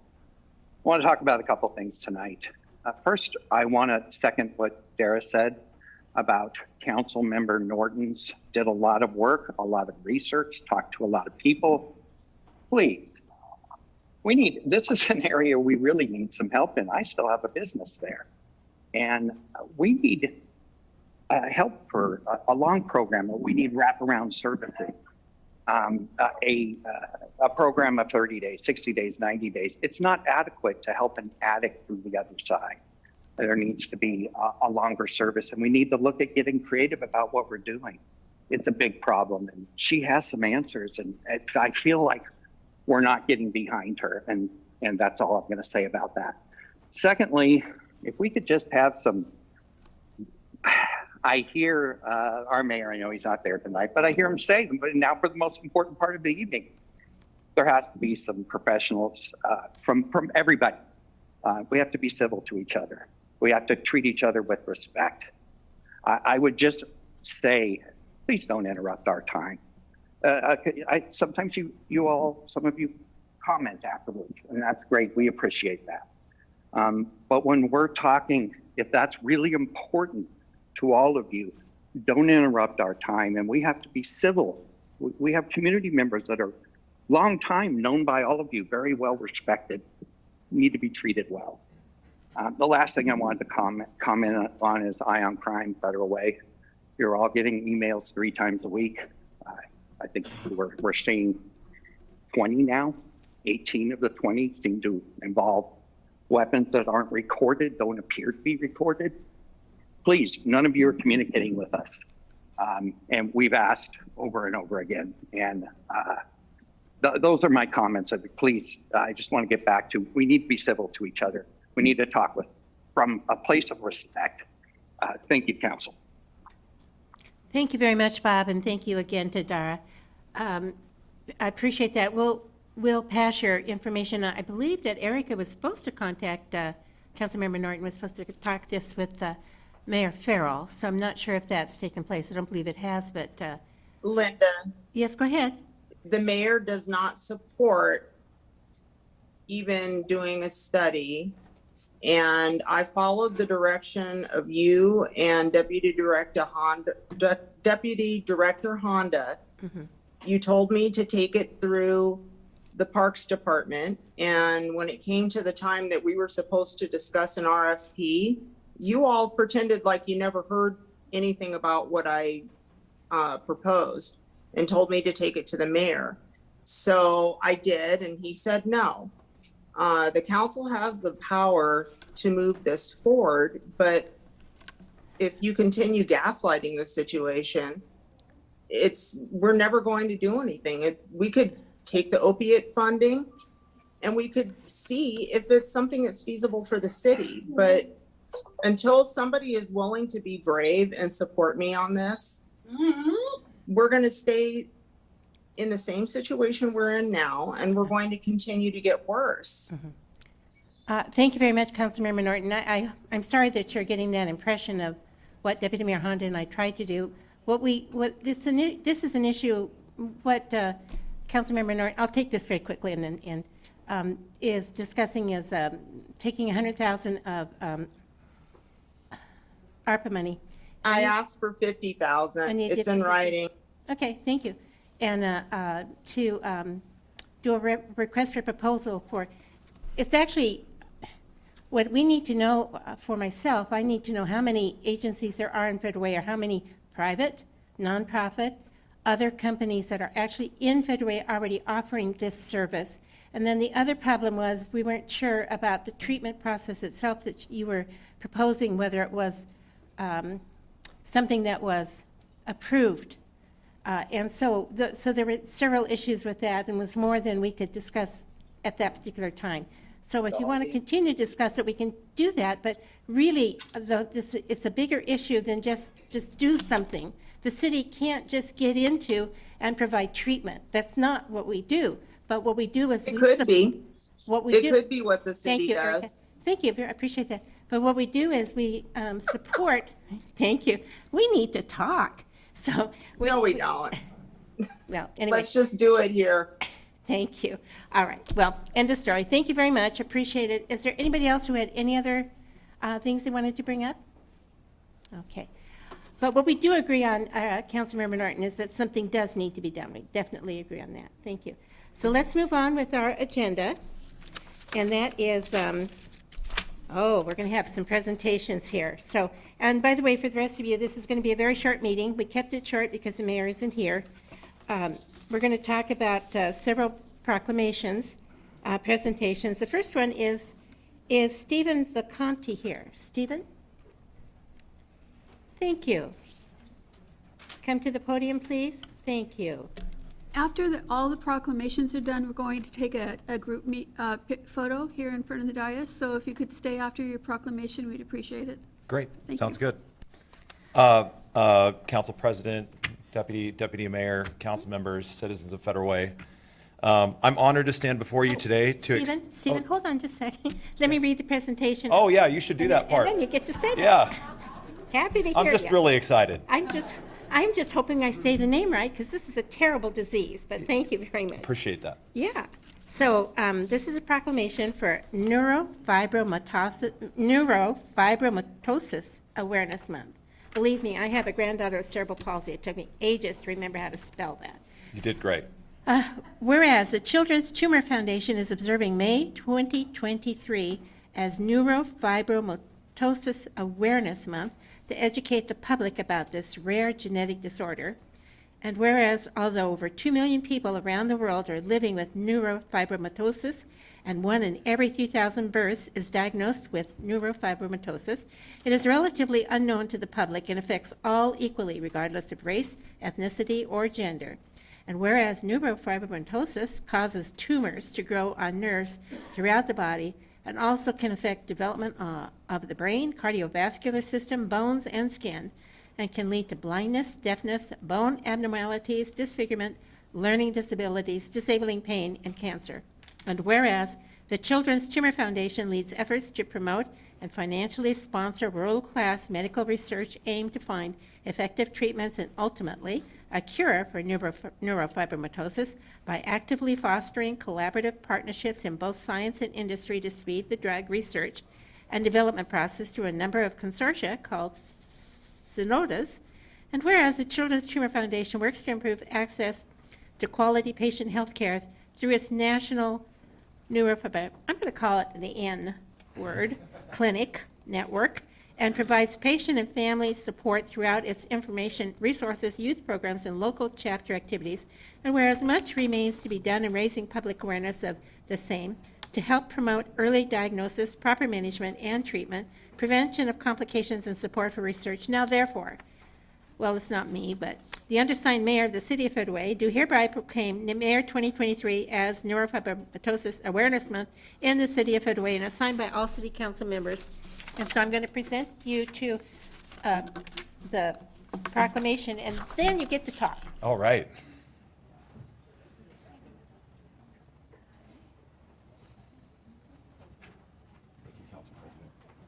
And how do you say his last name? Red Candy. Okay, I think someone's going to take a picture here. Is Bill? Bill, he's way back there. But go ahead and speak and then I'll talk. Okay, great. Thanks, Council President. I'm honored to stand before you today to accept the proclamation promoting the awareness of neurofibromatosis for the month of May. Chief reason being the support of my sister and my family, as well as the 130 people born with NF around the world every day. I have learned that someday your health will fail you. For most, we are blessed with a gradual decline. As painful as it may be to watch youth slip away, at the very least, we have a sunny past filled with memories of better times when we could stay up later, run faster, sleep longer, and procrastinate more. No doubt we have all been affected or know someone who has been affected by something which stole their ability to do those things sooner and maybe permanently. For my sister Ashley, she was robbed by NF before she even got a chance. My sister never ran track. She never went to her senior prom, never got to go to college and experience life away from home, never ran a 5K, never fell in love and got married, never had children. All of these things we take for granted.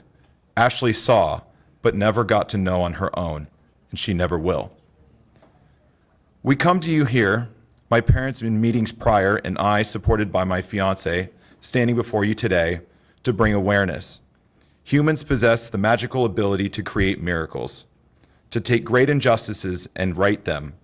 In this case, with science and funding to create studies that will hopefully lead to a cure for NF. I pray that it isn't too late for Ashley. Even if it is, I know she wants us to push farther, to inspire hope and change in the world that would see NF disappear. It starts with meetings like this, with people like you and me creating awareness. This is critical to building pathways to those miracles we need. Thank you, Council President, for providing us the opportunity to take some of those steps today, and thank you, Mayor Farrell.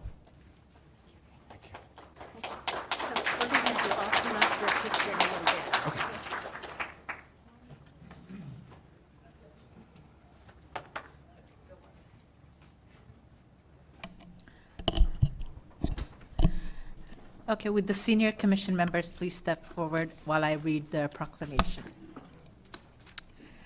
And this proclamation is for Older Americans Month. Whereas the City of Federal Way includes a growing number of older Americans who contribute their time, wisdom, and experience to our community. And whereas in 2019, the City Council created the city's first ever Senior Advisory Commission, recognizing the value of utilizing older Americans' experience, knowledge, and viewpoint to advise the City Council on important issues facing the senior population. And whereas we can best demonstrate our gratitude and esteem to older Americans by fostering an environment in which they can lead useful and satisfying lives and find the encouragement, acceptance, and services they need. And whereas this population continues to enrich our daily lives by providing a fine example of responsibility, resourcefulness, and determination. And now therefore, we, the undersigned mayor and city council members of the city of Federal Way, do hereby proclaim May 2023 as Older Americans Month and encourage the community to support the older Americans in our lives by inviting, attending, and participating in the first ever Senior Health and Resource Fair at the Federal Way Performing Arts and Event Center on May 11th, beginning at 10 a.m. Signed the second day of May 2023. Thank you so much. And as I come down, maybe somebody can speak, please. This is the entire senior commission, 9 members, and Lana's our chairperson this year. So thank you all for being here. Thank you for the proclamation, and we are just very proud to be part of the Senior Advisory Commission of Federal Way, and we'll continue to do the good work that we can for our seniors and everybody in our community. So thank you.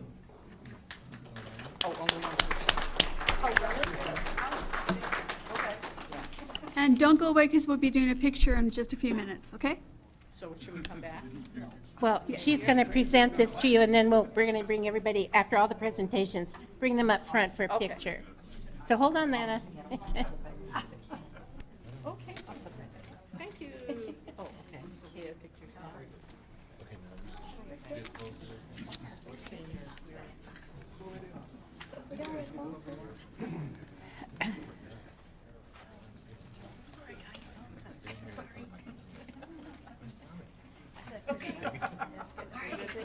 Thank you very much. Thank you. The next presentation is going to be regarding Asian American and Pacific Islander Heritage Month. Councilmember Tran will read this and present it to Sunny, our community partner. Sunny, are you here? Oh, Sunny, go to the podium, please. Thank you.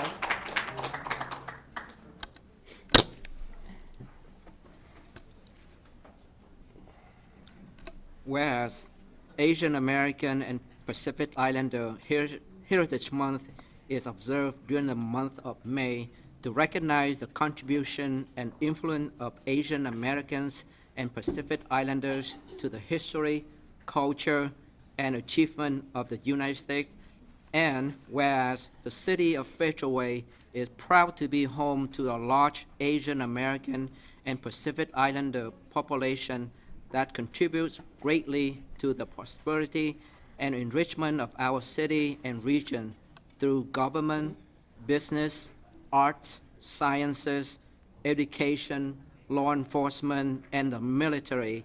And whereas the Federal Asian Pacific American Council announced that the 2023 theme for Asian American and Pacific Islander Heritage Month is Advancing Leaders Through Opportunities.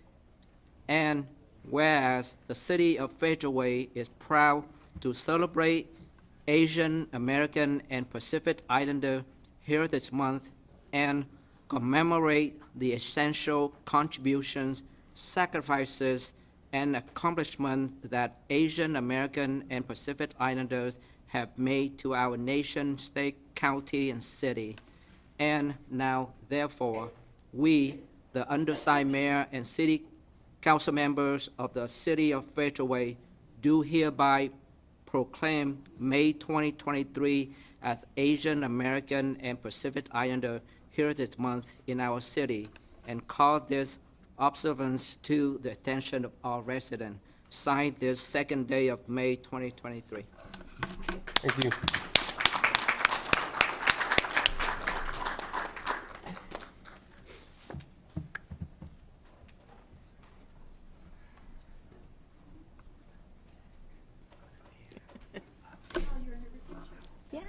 got our new communications guy there.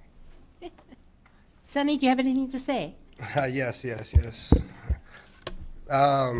Thank you, council members, for the proclamation and for recognizing the Asian American and Pacific Islander Heritage Month. This month, we will be putting on an Island Bowl to celebrate the Pacific Islander Heritage Month. So the Island Bowl was established last year.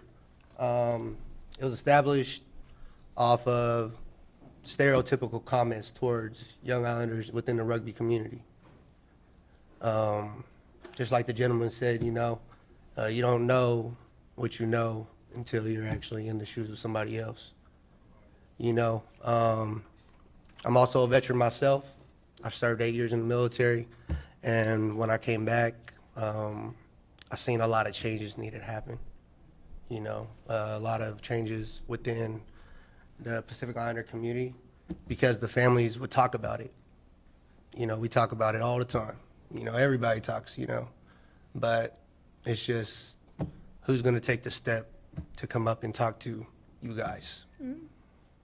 Not a lot of people know how to do that because a lot of people are still first generations. Not a lot of people are exposed to this. So we're using the Island Bowl to break those communication barriers, so that we could share our culture, so that we're not known as thugs or, we're disrespectful, Like I mentioned last time, if you go to the islands or anywhere else, or even just different countries, they all share the same culture, they all share the same race, from top to bottom. It just happens that we're in the United States and we're very diverse. So a lot of the times those who do come from out of the country, they're first generations, and they see others as being high class. But then they treat it like that and they dismiss their own people and their success. So we're using the Island Bowl to share that with everybody. And a lot of the times within the rugby community in the past, I was told that a lot of Islander kids were not being exposed, they were just being used as tools. So we're using this month to expose those kids and give them the opportunity to share their culture, represent where they're from, and have the opportunity to grow more. And that's where, the culture that we share there, that we're trying to build there, we also build within our community rugby club that we have here in Federal Way. So, Sonny, can you tell us when and where Island Bowl will? Yeah, it'll be at Sahali Park on May 27th of this month. And what time? It'll be from 9 to 6. Great. And we'll have vendors there, entertainment, and we'll love your guys' support. It's open to everybody. Like I said, we're here to share the culture. And how proud are you of E.M. Tongi? Oh, I'm very proud of them. We make sure to vote. Thank you. No, but thank you guys. Sonny, for don't your- go away. We're going to take a picture here and just at the end, okay? Okay, thank you. Okay, we have one more presentation, which Deputy Mayor Honda is going to do right now. All right, Chief, would you like to come with your officers? Thank you. National Police Week.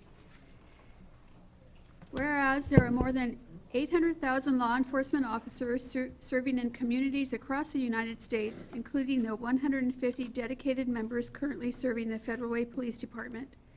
And whereas the City of Federal Way Police Department was established in October of 1996 to protect and serve the citizens, residents, and visitors to the City of Federal Way. And whereas National Police Week was established in 1962 with President Kennedy proclaiming May 15th as National Peace Officers Memorial Day, and the calendar week in which it falls is National Police Week. And whereas each year, National Police Week recognizes officers that are serving, have served, and those who have given the ultimate sacrifice in the line of duty, including 2 members of the Federal Way Police Department. And now therefore, be it resolved that the City of Federal Way will observe May 14th through May 20th, 2023 as National Police Week in Federal Way, and we, the undersigned mayor and city council members, do publicly salute the service of law enforcement officers in our community and communities across the nation. Signed this 2nd day of May, 2023. Thank you for your service. Thank you.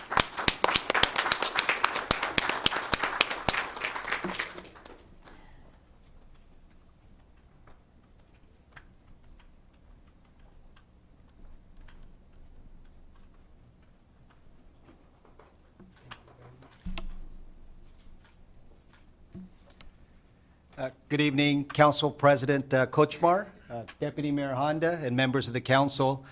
Two officers joining me tonight. I'd like to just briefly introduce you to them. We have Lieutenant Charlie Hinkle joining me tonight, and Officer Mike Hong, who's also joined us this evening. On behalf of the Police Department, thank you for recognizing National Police Week. Your words and support mean a great deal to the men and women in law enforcement. We're fortunate to work in a community that supports our officers. We are all grateful to the hardworking, dedicated officers who sacrifice their safety daily to protect our communities, and we will never forget the ultimate sacrifice the brave men and women have made for our nation. Again, we just want to thank you for your support over the years, and we're very grateful to work in a community where our policy group and our residents support the important work that we do day in and day out. Thank you very much. Thank you very much, Chief. So, could we ask all of the people who have been presented with come to the front, and our council to go down and stand behind them and get a picture? Should we stand up here? We should stand up here. It's better that way?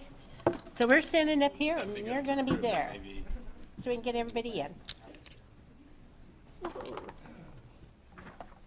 Come on down.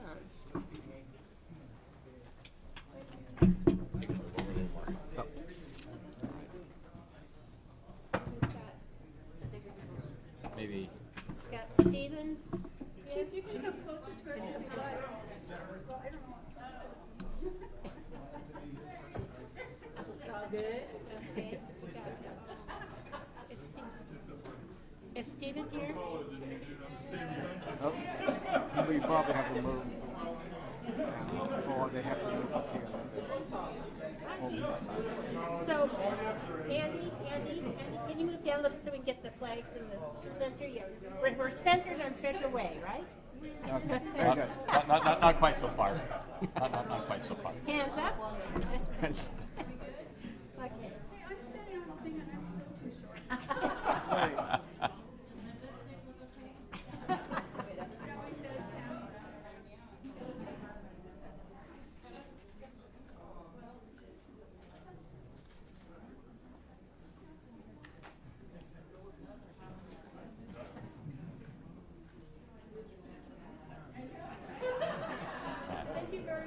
Thank you. All right. Thank you all very, very much. Thank you for your work.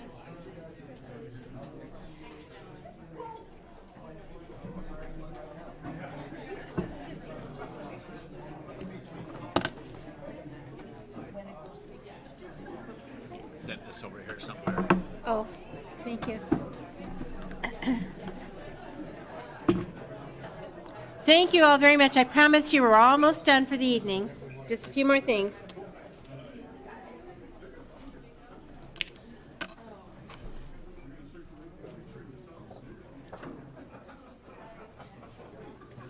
Thank you. So now we're going to move on to council reports. Council committee and regional committee reports. Parks Recreation. Council President, you have another presentation on the agenda? Oh. Oh, my goodness. I do. Yes. There's something else on here. Sorry. King County Regional Homeless Authority. Sarah Bridgeford. Sorry. Thank you. Good evening. Thank you. I am going to just briefly introduce the King County Regional Homelessness Authority. Tonight we're joined by three individuals. We have Nigel Hervig, who's the Intergovernmental Relations. We have Alexis Mercedes Rink, who is the Director of Sub-Regional Planning and Equitable Engagement, and Abby Anderson, who is the South King County Sub-Regional Planning Specialist. So you'll hear primarily from Abby, I believe, in this presentation. They will be introducing the organization. Some of that information you've heard before.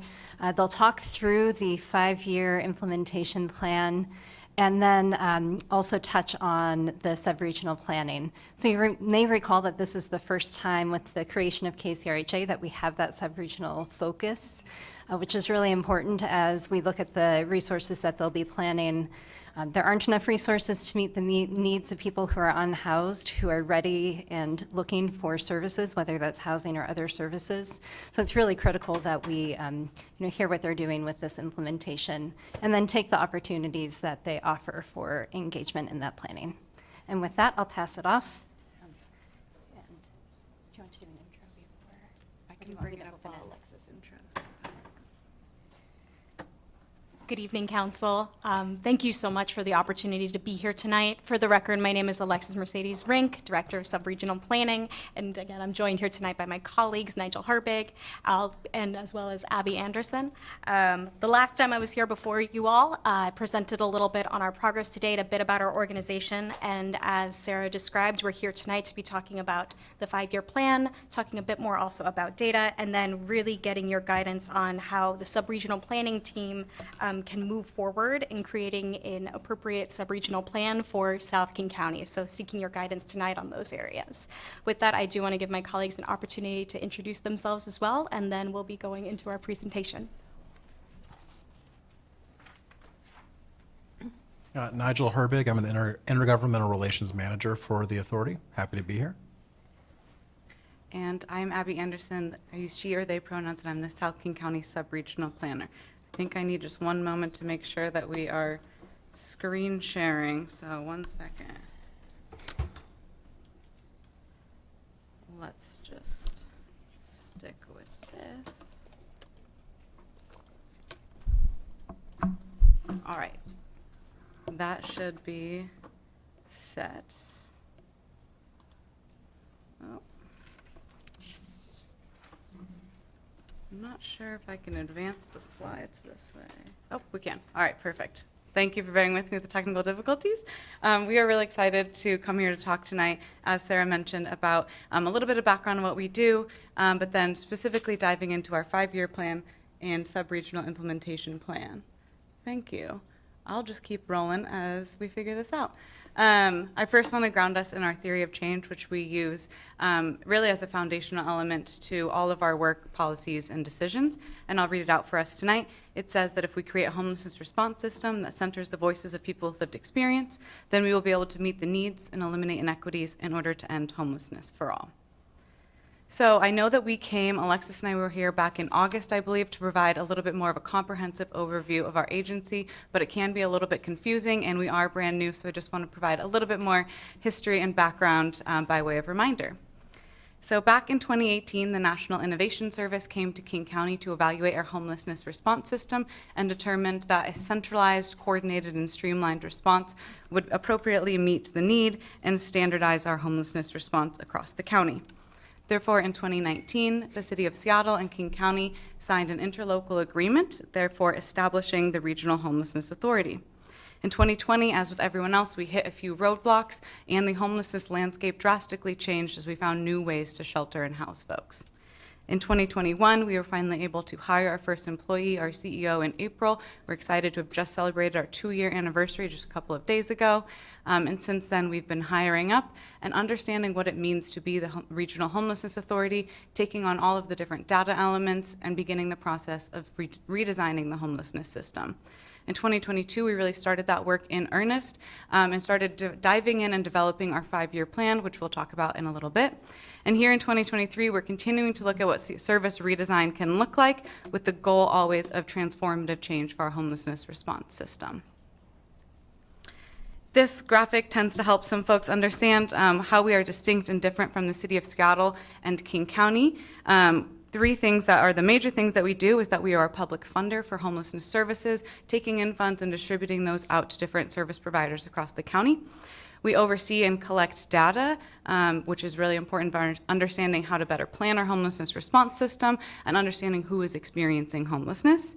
And then we also act as a coordinator between jurisdictions, systems, service providers across the entire county, all 7 subregions. We like to think of ourselves as the emergency room for homelessness. So folks that are experiencing homelessness or a crisis can come to us and we can find shelter and placement for them. Another graphic that sometimes helps folks understand who we are and how we're distinct from other government entities. So we are a special jurisdiction government agency. We receive and administer public funding. We administer programs and policies, and we partner with public and private organizations. However, we are not King County, we are not the City of Seattle, nor are we a public housing authority, but we also cannot levy any taxes. Some exciting progress to date. In 2022, we were able to permanently house over 5,600 individuals, couples, and families. We also engaged over 1,000 people through community engagements, including our Understanding Unsheltered Homelessness Project, which is what that funky acronym is, and through our 5-year plan development process. We had a 100% utilization rate of our emergency housing voucher program, which was nearly twice that of our peer communities, and through that we were able to house over 1,400 households. We launched our re-procurement, which is part of that system redesign I was talking about, using an equitable procurement manual to determine how, in what processes, and how we best procure our services out. We ensured encampment resolutions are focused on housing, and we also improved coordination and effectiveness of our severe weather response, of which Federal Way plays an important part. The Fusion Center has opened their doors as a severe weather shelter many, many times, and we're really grateful for that partnership. I want to pivot now to talk about the meat of this presentation, which is our 5-year plan development. So this really started back in last summer of 2022. We had many community engagements all across King County. These engagements made sure that we focused on each of our 7 subregions, like I mentioned, including working with city staff, working with provider community, and people with lived experience. We worked to establish relationships with system partners. By system partners, we mean things like the carceral system, healthcare system, education system, other systems that are not the homelessness response system, but that interact with folks experiencing homelessness. And then we also took a look at how different subpopulations across the region experience homelessness differently. With all of this information from the community development, or community engagement rather, in the fall and winter, we really started the content development in earnest. And then we went back into the community to really understand if we were meeting the needs and understanding what people had said back in the summer and fall. We worked really closely bi-weekly with South King County Human Services staff, and they weighed in both in the content development and review process. In January of this year, we released our first draft of the plan and engaged in a public comment period. We had over 640 public comment responses, in addition to, again, robust feedback from all the city human services staff. Some cities even sent in letters providing their feedback. We also engaged with the provider community to understand their feedback, and again, of course, folks with lived experience offering their feedback. Using all of that, we went through and restructured the plan in February and March of this year. And now the plan, the restructured version, sits with our implementation board and governing committee, and we're hopeful to have a vote on that by June 1st. I'm going to present the 5-year plan in 3 groups. The first sort of group of work identifies the scope and scale of the issue. What we know is that there are many ways to count homelessness. We can use statistical projections. We can use administrative data sets such as the Homelessness Management Information System, also known as HMIS. We can look at data annually, monthly, of the number of folks that are accessing or experiencing homelessness once throughout a period of time, or we can do a moment in time. You might be familiar with the point in time count that happens each January. All of these produce different numbers, high numbers, and what we know is that there is not enough resources to meet the needs of all of these folks. I wanted to also bring some information on South King County, because another part of us understanding the scale and scope of issues, understanding where services are throughout King County. I have here a table that provides information on the number of emergency shelter beds. You can see that South King County has 568. Again, that's specifically just emergency shelter beds, which represents about 12% of the overall countywide bed availability. This table does deserve some nuance. Obviously, the number of emergency shelter beds also needs to be responsive to the number of people within each subregion, and of course, the number of people experiencing homelessness within each subregion. So that provides important contextual information in order to interpret this table. So South King County has 10 service providers that offer emergency shelter. However, only 2 of those emergency shelters welcome drop-in which is really important to note because we know that when we encounter someone who's experiencing homelessness on the street, we often don't have a solid place to recommend for them to go because of this limited nature of drop-in shelters. We know that a diversity of shelter options, including drop-in and not, is really important to every community. We want to emphasize the importance of drop-in centers so that people have a place to go and know that they can be safe that night and keep the community safe as well. It's also important for us to understand the disproportionalities with certain racial identities of folks experiencing homelessness. You can see here, based on our point-in-time count data from 2020, which is the sort of green, lighter, greener bars, and then the 2022 point-in-time count, which is the darker blue bars, represent the racial breakdown of folks experiencing homelessness. The horizontal green dashed line represents that same racial breakdown of King County overall. So by looking at this, we can see that some populations, such as American Indian or Alaska Native, or Black and African American, Hispanic, Latino, experience homelessness at higher rates than they represent in our King County population as a whole. This is really important for us to understand who is experiencing homelessness and how we can appropriately plan our response and our system in order to meet their needs. Similarly, it's important for us to understand the needs of folks in their healthcare needs. So again, for our 2022 point-in-time count, 51% of individuals experiencing homelessness identified as having a disability, 31 identified as having a mental health disorder, and 37 as having a substance use disorder. Understanding this level of what we like to call acuity, which is basically the complex behavioral health or mental health or physical health needs of an individual, is really important for us to know what kind of services and shelter they might be needing in order to be successful in remaining out of homelessness. Finally, we try to never forget that what we are doing is working with folks and their lives and death. In 2022, 310 people passed away while experiencing homelessness, and thus far in 2023, over 80 individuals have perished while experiencing homelessness. We bring up this stat and make sure to center this in our work, not only because we try to center those with lived experience who are currently still with us, but also to remember those with lived experience who have passed on, and to emphasize the urgency behind the work that we are doing. The second body of work in our 5-year plan looks at our current state of the homelessness response. So I'll walk through 3 different levels of our current state, and then we'll look at what that could look like in an ideal system state. The first level is the service provider organization. So an individual service provider organization such as Fusion or the Multi-Services Center. This level of the homelessness system asks us to consider in our plans the different staffing and waging requirements, different data and reporting requirements that we ask for from the provider community, the different funding or training that might help the service provider organizations do their jobs better. Again, that increased acuity, which is the complex behavioral health, physical health, mental health needs that we're seeing in our homelessness population. And then the rise of overdose deaths that we have seen in recent years, really having an impact on service provider organizations, not only in their capacity, but their ability to do their jobs well and maintain their own mental health.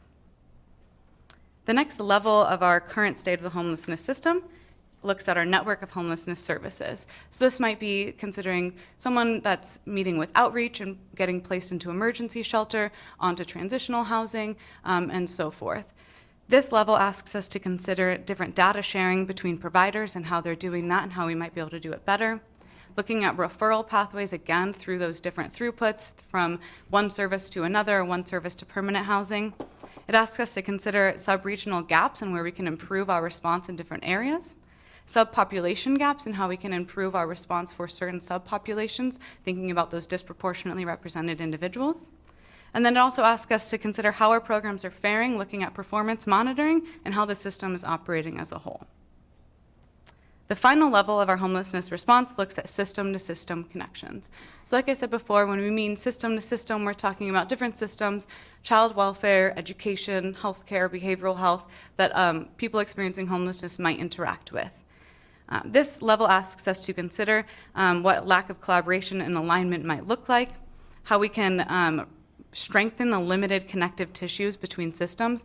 We often see that folks working in the education system might be alerted to a family that might be at imminent risk of experiencing homelessness or already experiencing homelessness, and how can we strengthen that connective tissue between our systems so that we can have a strong handoff between them and ensure that those people do not fall into homelessness or are found housing quickly.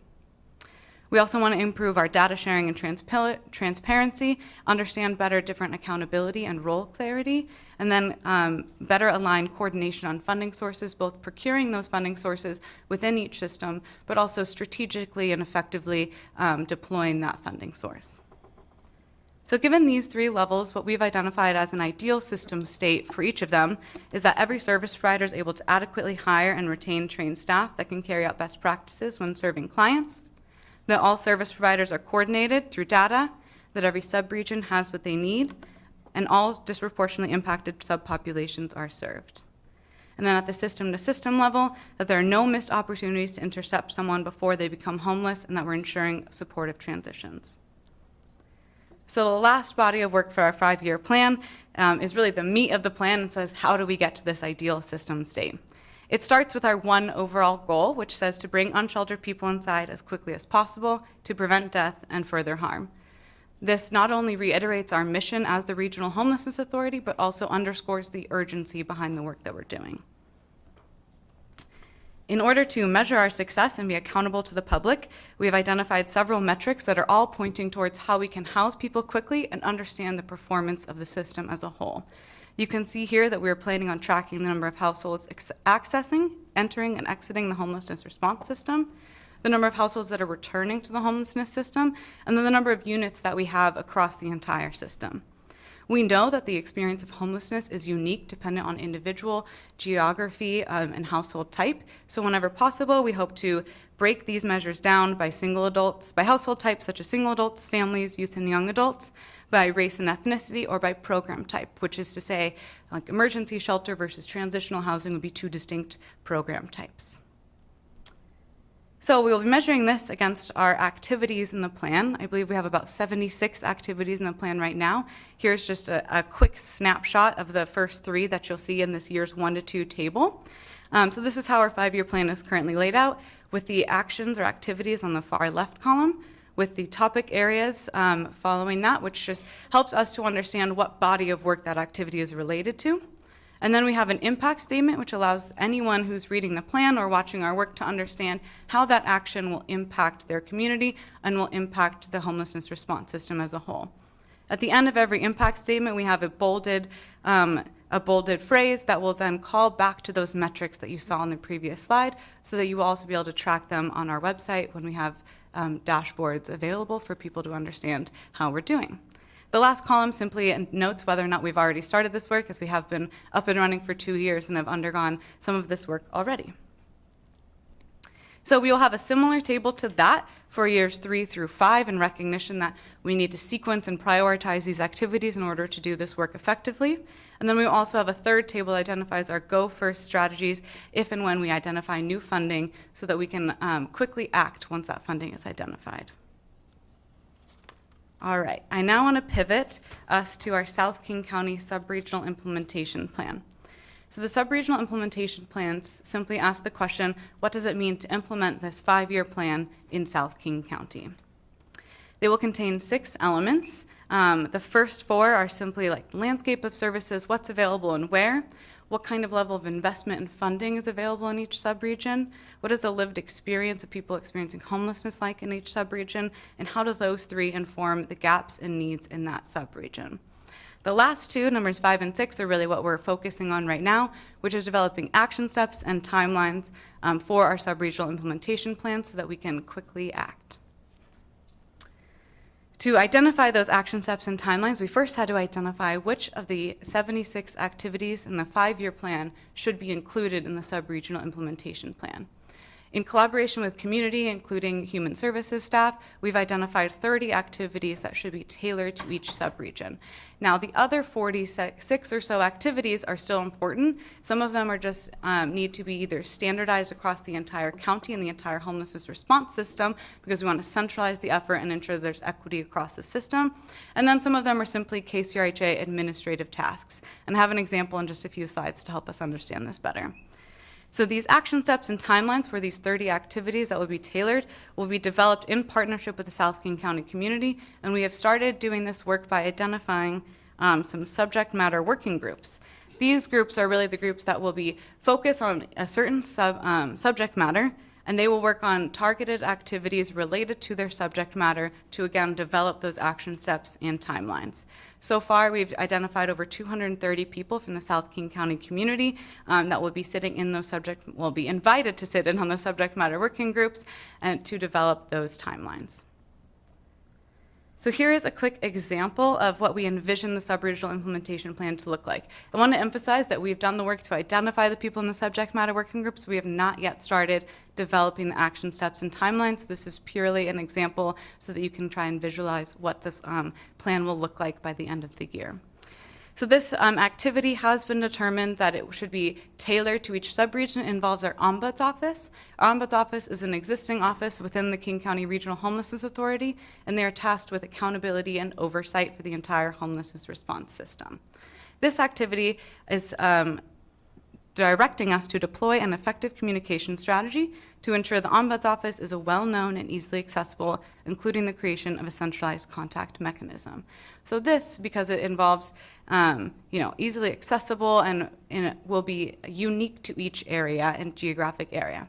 Because of that, our community decided it should be tailored to South King County. So an example of what we might say or do in order to create this plan is to educate the South King community on what the Ombuds Office does, identify stakeholders who would be important to convene, and then have those stakeholders develop a strategy. An example of a timeline might be that we would deploy by January of 2025 with the hopes to check in, review, and enhance the following year. So that is the end of my presentation. I do have some sort of guiding questions here, as it's really important for us that all councils are able to weigh in, generate buy-in, and have their feedback known on the sub-regional implementation plans. So that's one of the main reasons we are here tonight. I know that was a lot of information thrown at you all, so I'd be happy to discuss this further via email if you have answers to these questions. And so now I'll pause to see if you have any questions about the presentation as a whole. Thank you very much. So we do have some questions, beginning with Councilmember Seppa Dawson. Yeah, thank you so much for that presentation, and I do like the work that your agency is doing, and I hope that it's very successful as you implement things, being that you're fairly new. That said, I have several questions. One is, you had a cause of death slide up there. What is the highest? I couldn't read the small print. Yes. I can share the data dashboard with you all. It is linked at the bottom of the slide, but I can also go ahead and send you all a link to it. There are several, and I can't read it on mine either. I know that the two largest, so the top blue one is accident, and then the lighter blue one that's also large is natural. Okay, so accident, I was curious about that. I thought I saw that. So what do you think is included in that accident? Yeah, I'll have to check the dashboard. So this is provided by the King County Examiner's Office. This is something that we partner with them on, but do not track the data ourselves. Okay. Alexis is up here, so she might know the answer. Me too. I've explored this dashboard extensively. Accident can be inclusive of things, inclusive of overdeath deaths, but also any type of natural accident, such as a fall or anything determined to be accident. And that's still the highest. Okay. My second question is, and maybe Alexis, you could stay there. When the U.S. Interagency Council on Homelessness and Committee to End Homelessness, they always talked about rare, brief, and one time. Is that a motto you guys are embracing? Because we see that people do tend to perpetuate and routinely come back into homelessness. So is that something you are working on or developing so that people do not experience homelessness once they get out of it? Absolutely, great question. And that is absolutely something that we are moving towards and something that we absolutely do want to ensure. It's important to note that a predecessor organization, which had a very different function of us, folks may be familiar with All Home. That was one of the predecessor organizations that actually we've absorbed the functions of. We're the consolidation of a few different previous agencies that addressed homelessness, and Rare Brief in One Time was kind of the motto of that agency. And in a step to try to really embrace the fact that we are a true regional response and trying to set a different tone. It hasn't become our tagline per se, but that does not mean that it's not something that we philosophically are committed to. And then lastly, you did talk about this subject matter working group. And for South King County, at least if you don't already have identified that, I would honestly suggest that you consider there's a group here in Federal Way that is working effortlessly to work with our homeless population. And so in addition to people who have lived experience, which I believe you're having or adding to that list, I would love to see somebody from that group be included, because they do a lot of research, a lot of work, and they study the subject. So I'd like to see that also, them included in that process. Thank you. Deputy Mayor Honda. Thank you. Thanks for being here. I've been waiting for this presentation for a while, so I'm so glad you're here tonight, and thank you for waiting through all of our business that we did beforehand. You said in South King County there are 568 emergency shelter beds. Where are those located at? I can provide you with a very specific breakdown if I can email you all later with that. That would be great. Yeah. We can also speak to, there's a number of programs located, as you all may know. I know the last time I was here, we did a shared presentation. There were service providers that are Federal Way specific that presented, and those include Multi-Service Center, Fusion Federal Way. There are programs also located in Burien. There's one emergency shelter program in Burien, Kent, Auburn, Renton, Des Moines. and Des Moines. And those are for families and single men and single women? There's a variety of breakdown across those, which we can provide in a follow-up. Is there one population in particular you're interested in knowing where the places are located? Single women. Single women. There are two programs, to my recollection. There's the program that operates out of Burien and another program that operates out of Kent. Okay, that's what I thought. You talked about healthcare needs, and there were three things that people could identify with. Disability, mental health, and I think drug use was a third one. Yep, substance use. So someone could identify with all three of those, right? Correct. And only 37% identified as drug use or substance use? Correct. Do you think that's accurate? Yeah, I have no reason to believe it is not accurate. So the way that we collected that data was through our Understanding Unsheltered Homelessness project, which acted as our 2022 point-in-time count. And we had a lot of experienced folks going out into the community and interviewing people across all of King County to understand their experience of homelessness. And then we used statistical projections to project that information. Okay, thank you. And do you offer them treatment? Yes, we work closely with our behavioral health partners to ensure that folks that are accessing and entering services, we understand their needs and work to connect them with the appropriate services. And then, let's see. My last question, and then I'll let other people ask you questions. When and where are your meetings? Because I've been trying to find your meetings so that I can watch them and understand more what's going on. And I've been having a hard time. So I've asked Sarah, she's helped me out. But could you let everyone know how you're structured? Because you have the two boards, right? The governing board and what's your other board? An implementation board. So, and they meet separately, I understand. So could you tell us when they meet and how we could watch those meetings? Absolutely. We have a two-board structure. This was a decision as a part of the interlocal agreement negotiations process between the Regional Policy Committee as well as the Seattle City Council and King County Council. So throughout that deliberative process, in which a number of different political entities, including SCA, had weighed in around the draft legislation establishing the authority. We have a two-board system that has different responsibilities. There is an implementation board that meets on the second Wednesday of every month from 2 to 4. And that is a 13-member board that is intended to represent expertises across the system. So our interlocal agreement does require that board to have expertises from school sector, labor, affordable housing development, behavioral health, healthcare, homelessness services, and so on. There's about 10 different expertises that must be represented on that board. And that board is really charged with general oversight of the agency, weighing in and actually recommending this 5-year plan, for example, to the governing committee. A bit about the governing committee: they meet on the third Thursday at 10 a.m. That governing committee is made up of elected representatives from City of Seattle, including City of Seattle's executive mayor, City Council, and then King County Council representatives, the county executive, and then 3 members from the Sound Cities Association. We also have 3 seats that are designated to lived experience that are part of that board. And those could be, how would I watch those? Or where would I go if I wanted to be there in person, if you meet in person? Fantastic.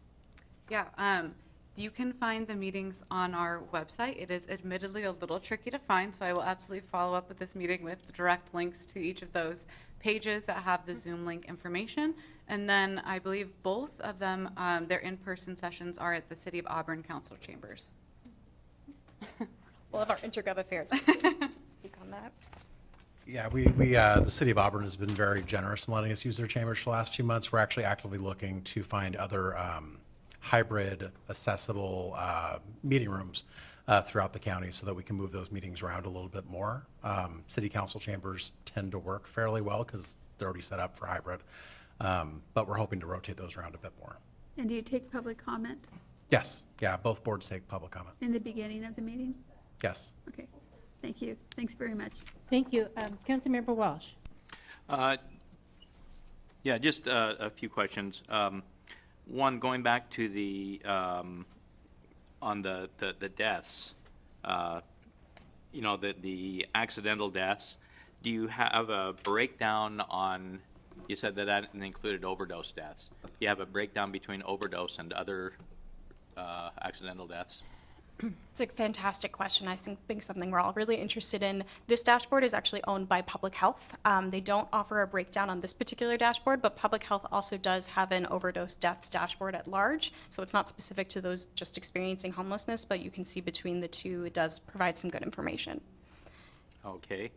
And then on the healthcare needs, you said that you were confident that these different percentages, 30% identifying as having substance use disorder, 31 identifying having a mental health disorder, are those self-identifying, or is that being identified by others?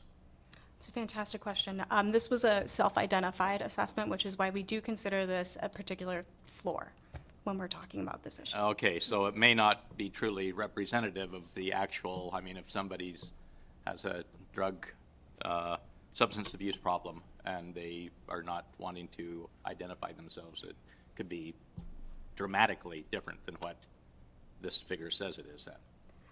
We are definitely committed to improving all levels of data collection as something that we wanted. It'd be challenging to find and be able to do assessment in that type of way, and we're committed to being able to have a fuller understanding of the issue. But at this time, this was one method that we were able to approach for the first time really in the past year.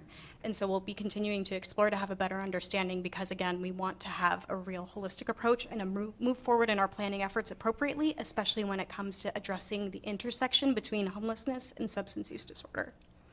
Okay. All right, thank you. Going on to page 24 of your presentation on the metrics. You have a number of metrics here. It doesn't seem as though any of them measure the number of people who are successfully treated for perhaps the underlying causes of homelessness, which is frequently substance abuse or mental health.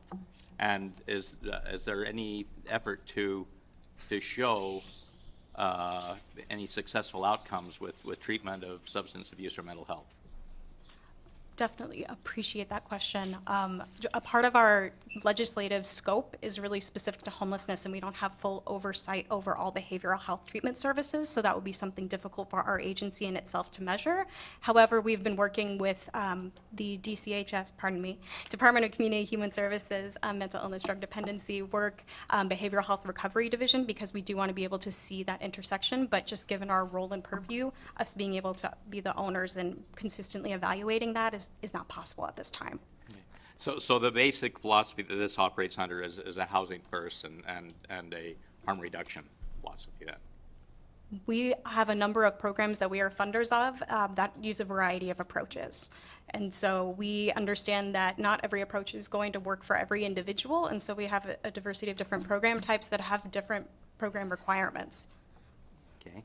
And lastly, with the numbers, you mentioned point-in-time count. The last 2 years, has there been a point-in-time count this year and last year? Because I don't think there was, and I was out, for 3 or 4 years, I was out every year helping with point-in-time count. And these, in 2023 and 2022, to my knowledge here, if there was one, there was not much participation in it. Thank you, first of all, for your service in supporting the point-in-time count. To provide a bit of history, the point-in-time count is something that is required by HUD every other year to do an unsheltered count specifically. Every year we need to submit information annually, at least a sheltered count, but the unsheltered count is something required every other year. This community in particular has taken it upon itself to do an annual count. As we were stepping into standing up the agency, we had a requirement to do a count for the 2021 year. I'm getting my years. 2022.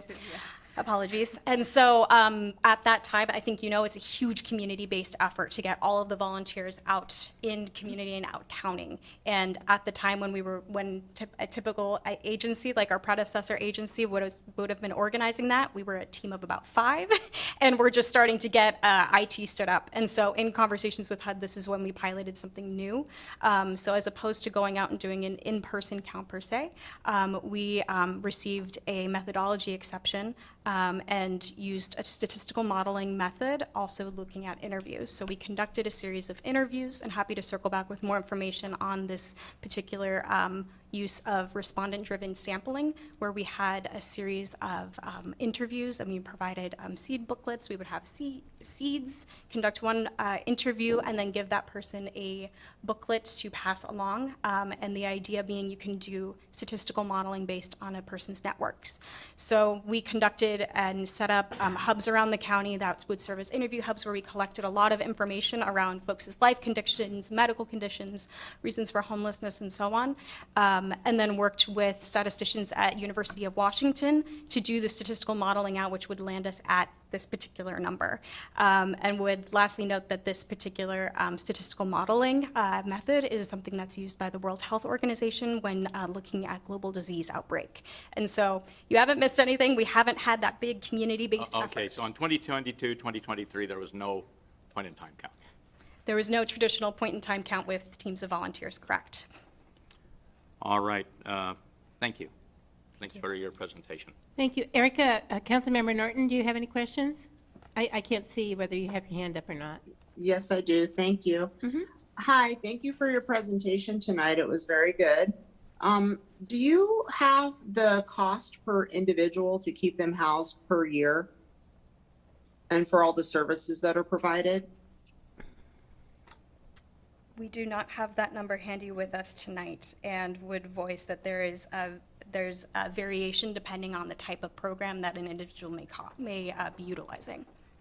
Okay, do you have a range of the cost per individual per year? So like $100,000 to $150,000 per person, something like that, that I could kind of wrap my head around? We would need to follow up with that information related to particularly programmatic breakdown and looking at an analysis based on cost to exit folks into permanent housing. Okay. And so from what I understand, your goal is just to put people in homes and get them off the street. So is this permanent supportive housing, as in they will be staying there until they decide to move out?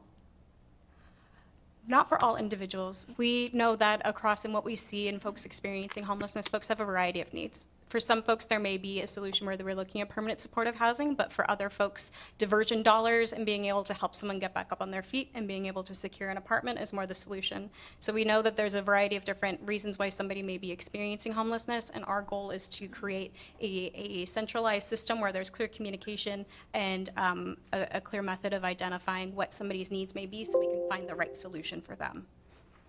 Okay, thanks. And then I just have one more question. So regarding the drug addicted homeless, will your model be purely based on harm reduction? Because I understand that's what this is harm reduction. Will you be examining relapse prevention methods or anything that would help people stay sober longer than 90 days? As Alexis mentioned, so we partner with a variety of service providers and a variety of different, they all have different philosophies and methods to their work. And so we are not exclusively identifying with any certain methodology. Okay, cool. Thank you so much. I appreciate it. Thank you. Go ahead, Councilmember Tran. Thank you. Thank you for being here, and thank you for your presentation. One advantage of being the last guy to ask question is that everybody else will ask my question, but I do have a few. So just a short one. So can you help me and walk me through in real life example? For example, let's say if we identify individual who are experiencing homeless in our city, what do we do? Do we call you, or do we call one of your providers? And once that phone call made, what's going to happen to them? Yeah, that's a really important question. So one thing I want to always emphasize is that right now across the county we have not enough resources to meet the need. But to answer your question, there's a variety of different ways to sort of like reach the front door, if you will, of the homelessness response system. Outreach workers are one way that can identify what the needs are of the certain individual and connect them with appropriate resources. They might use our coordinated entry system to try and get them into a shelter that meets their unique needs. There's a variety of different ways to sort of enter what we like to call, again, the front door of our homelessness response system. And would build onto that, another part of this is also identifying who this individual is, as we also, there's the family shelter intake line. So if you encounter a family that is experiencing homelessness, that is a centralized call system and a connection of service providers that serve families with children, where they would be supporting that individual and supporting them with a Lyft ride should there be a shelter bed opening for that night. Okay, thank you. I do have another question, if I may. So you identify 37% with substance use disorder and 31% with mental health disorder. And I think I heard you said this group of people will be referred to service providers, correct? Either drug treatment or mental health treatment, right? So my question is, do service providers have the capacity to serve this many people? And how long is the average wait for somebody to get into the treatment? That's a really important question. So I don't at this time have information on the wait times, but what we really focus on is what we like to call service match. So ensuring that the person who's experiencing homelessness, given their unique circumstances, is able to find and locate a service that best meets their needs. And so that might include connecting them with substance use disorder treatment, mental health treatment, or treatment for a physical ailment or disability. Thank you. Yeah. Well, thank you very much, Abby and Alexis and Nigel. Excellent presentation. If I were to give you a grade, I'd give you an A. But what I'd like to say, thank you. What I'd like to say, though, is in reality, we had the 10-year plan to end homelessness, okay? That was, I don't know, 15 years ago. Maybe I'm wrong. And now this is the 5-year plan to end homelessness. So you know where I'm going.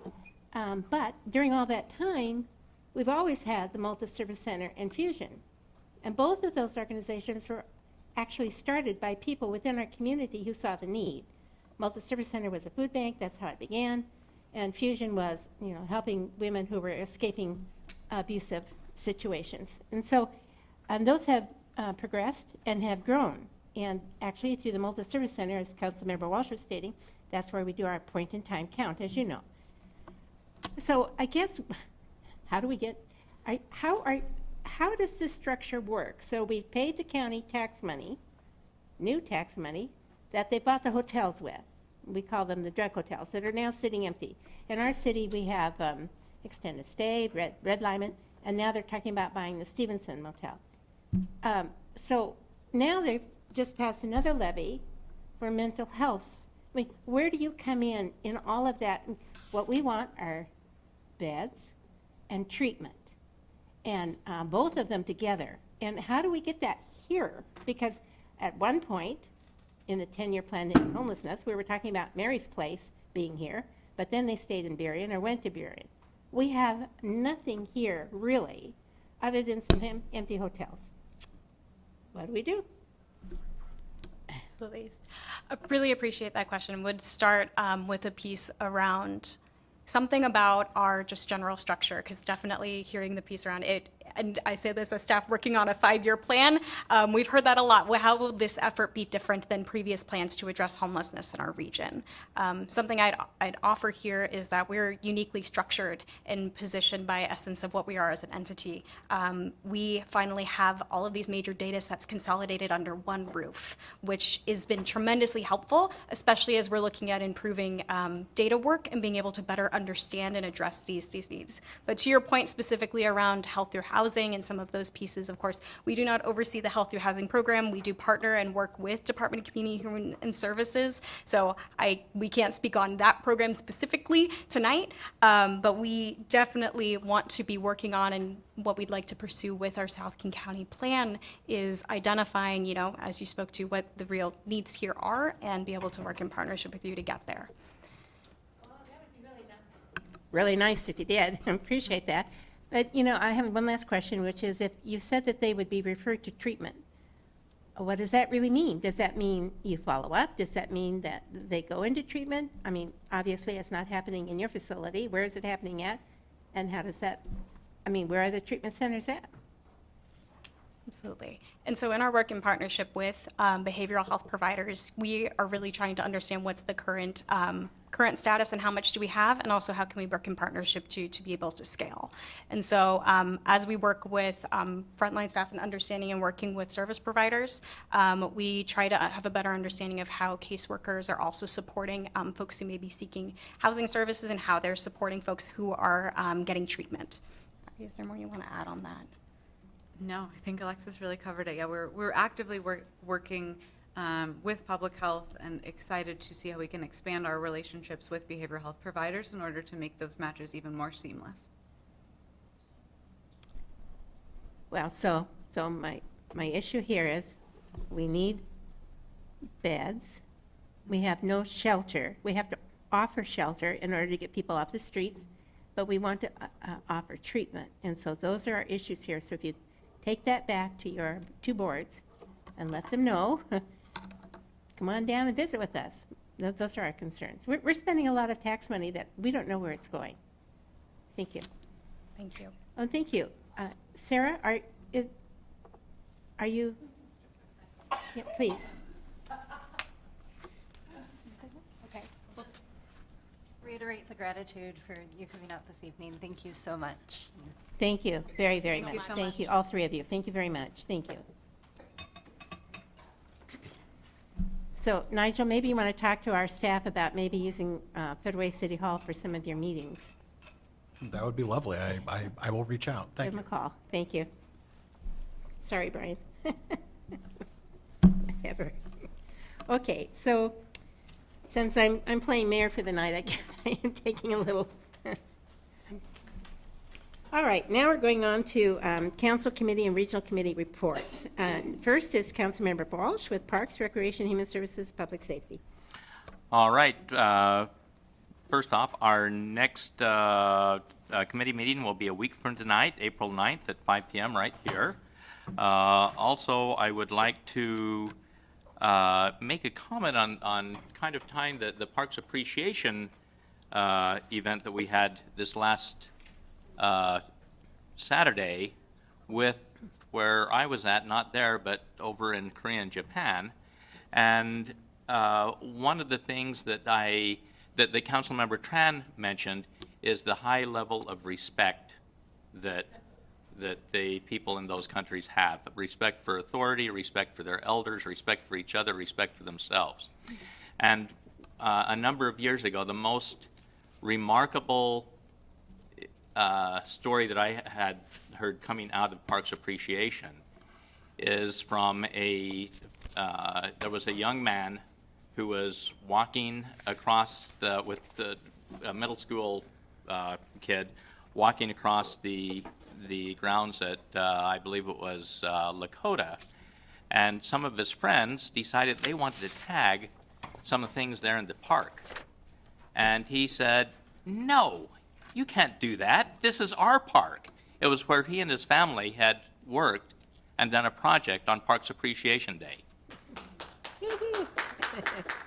It built pride, it built respect, and that, I think, even more important than that there were great projects that were done at both Blueberry Farm Park and Town Square Park.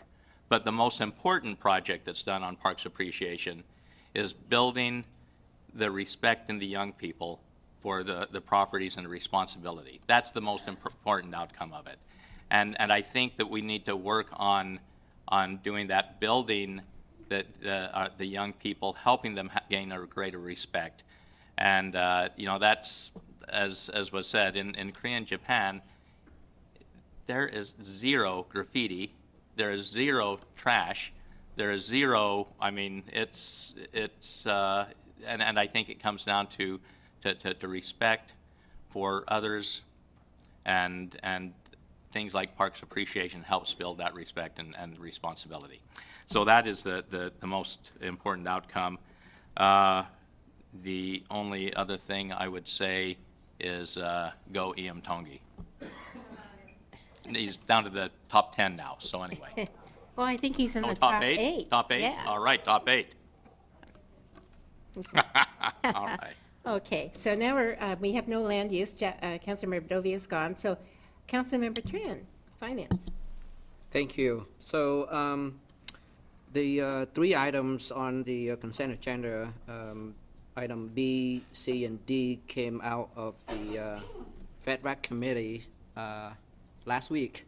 I wasn't able to join the committee because at that time I was on the bus along with 21 people, so I was not able to join the meeting. But thanks to Councilmember Dovey, who facilitated that meeting along with Councilmember Norton. So we get the work done. So thank you for that. Our next meeting is going to be on May 23rd at 5 p.m. Thank you. Thank you. Lodging tax? Yes, thank Councilmember- you. Our next meeting is scheduled for Wednesday, May the 10th at 10 o'clock a.m. And the bulk of the meeting will be discussing the grant application for funding for future programs and projects. Thank you. Thank you. Deputy Mayor. Thank you. So Council, AWC Annual Conference is June 20th to 23rd in Spokane. Registration's open now. If you want to go, please let Amy know so she can make your arrangements now, get you into a hotel close to the conference center. It is something that it's a good use of your time to go. I would recommend that you go if you haven't gone before. The upcoming PIC meeting is on May 10th from 7 to 9. It's an online meeting only this time. We will be discussing the King County Homelessness Authority 5-year plan, which we just heard about, Blake and the next steps for cities, the Veterans, Seniors, and Human Services Levy, And I don't know what happened at the King County Council meeting. I wasn't able to watch it today, but I know they were voting on that, or were going to vote on that today. Hazardous Waste Management Program, annual report, and potential levy and ballot measures in other cities in King County. And there are several that other cities are planning on having in 23 and 24. So you can get online, you can watch. It's always really interesting to see what other cities are doing. And that's Wednesday, May 10th from 7 to 9 in the comfort of your own home. I'd also like to thank the people who came out to Parks Appreciation Day.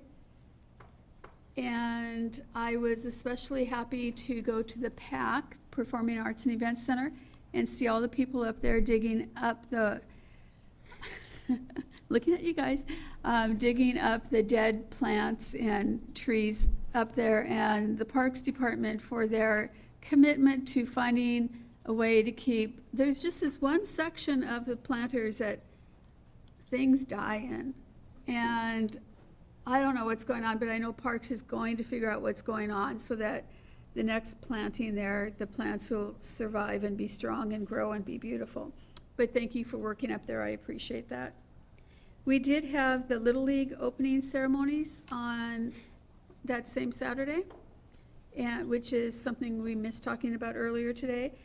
And that's always a very uplifting event to go to and watch the little ones go out there and run around the bases and be excited and carry their signs and have a good season.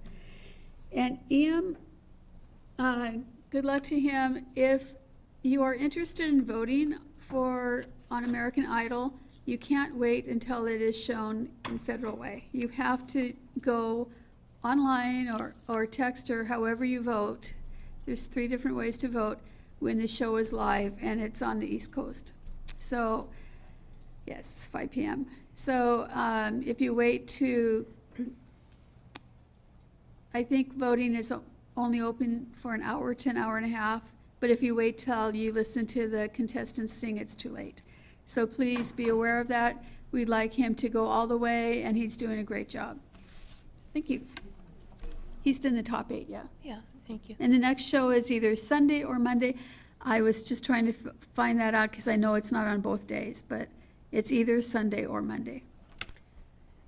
Thank you very much, Deputy Mayor. Yeah, it is, we should be very proud to have him from our community. His family did an excellent job raising that young man.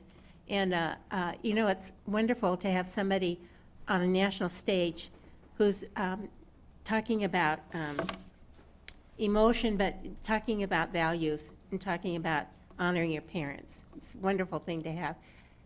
Although he keeps saying he's from Seattle, I have no idea why, but it's back to Hawaii now. Okay. So anyway, we both Councilmember, all Councilmember Sepedasan and Deputy Mayor and I went to a invitation meeting today with a group, United States Global Leadership, hosted by Congressman Adam Smith in Seattle. And so I believe that we all need to do our part in whether or not we believe in climate change or whatever. There certainly is something that we can do with regard to that. As far as what we need to work on is being leaders and to make sure that in the global world community that United States maintains its status as a leader in the global world community. We're not just a little microcosm here. So I think that's very important. But one thing I did learn, and one of the things that happen when you go to these events is that you meet other elected officials and you talk. And so King County Council member Claudia Balducci told me that fentanyl deaths in King County are going straight up. Last year they were 1,000. This year they're already planning on 1,400. So you need to talk to your children. You need to talk about other people. We need to get some information going into the schools about how serious fentanyl use and where it is and how it can kill. Anyway, thank you. So now we're moving on to enough for that. Moving on to the consent agenda. These items have been previously reviewed in their entirety by a council committee of 3 members and brought before full council for approval. All items are enacted by one motion. Individual items may be removed by a council member for separate discussion and subsequent motion. The 4 items today are minutes, April 18th. Item B, monthly financial report for March 2023. C, AP vouchers for March and April, and payroll vouchers for March and for all of March. And then surplus of community development vehicle, ABCD. Do any council members want to pull any of those items? Seeing none, do I hear a motion? I move approval of the consent agenda items A through D. I second. Thank you. It's been motioned by Deputy Mayor Honda and seconded by Councilmember Walsh. For approval, all in favor, please say aye. Aye. Aye. Aye. Motion carries. Thank you very much. Now we're at the last item of the evening, ordinance. So for those of you who have been waiting, this is the ordinance, the first reading of Council Bill number 847. This is the ordinance relating to misdemeanor possession of controlled substances, adding a new section 6.1.130 to chapter 6.10, Federal Revised Code. Thank you.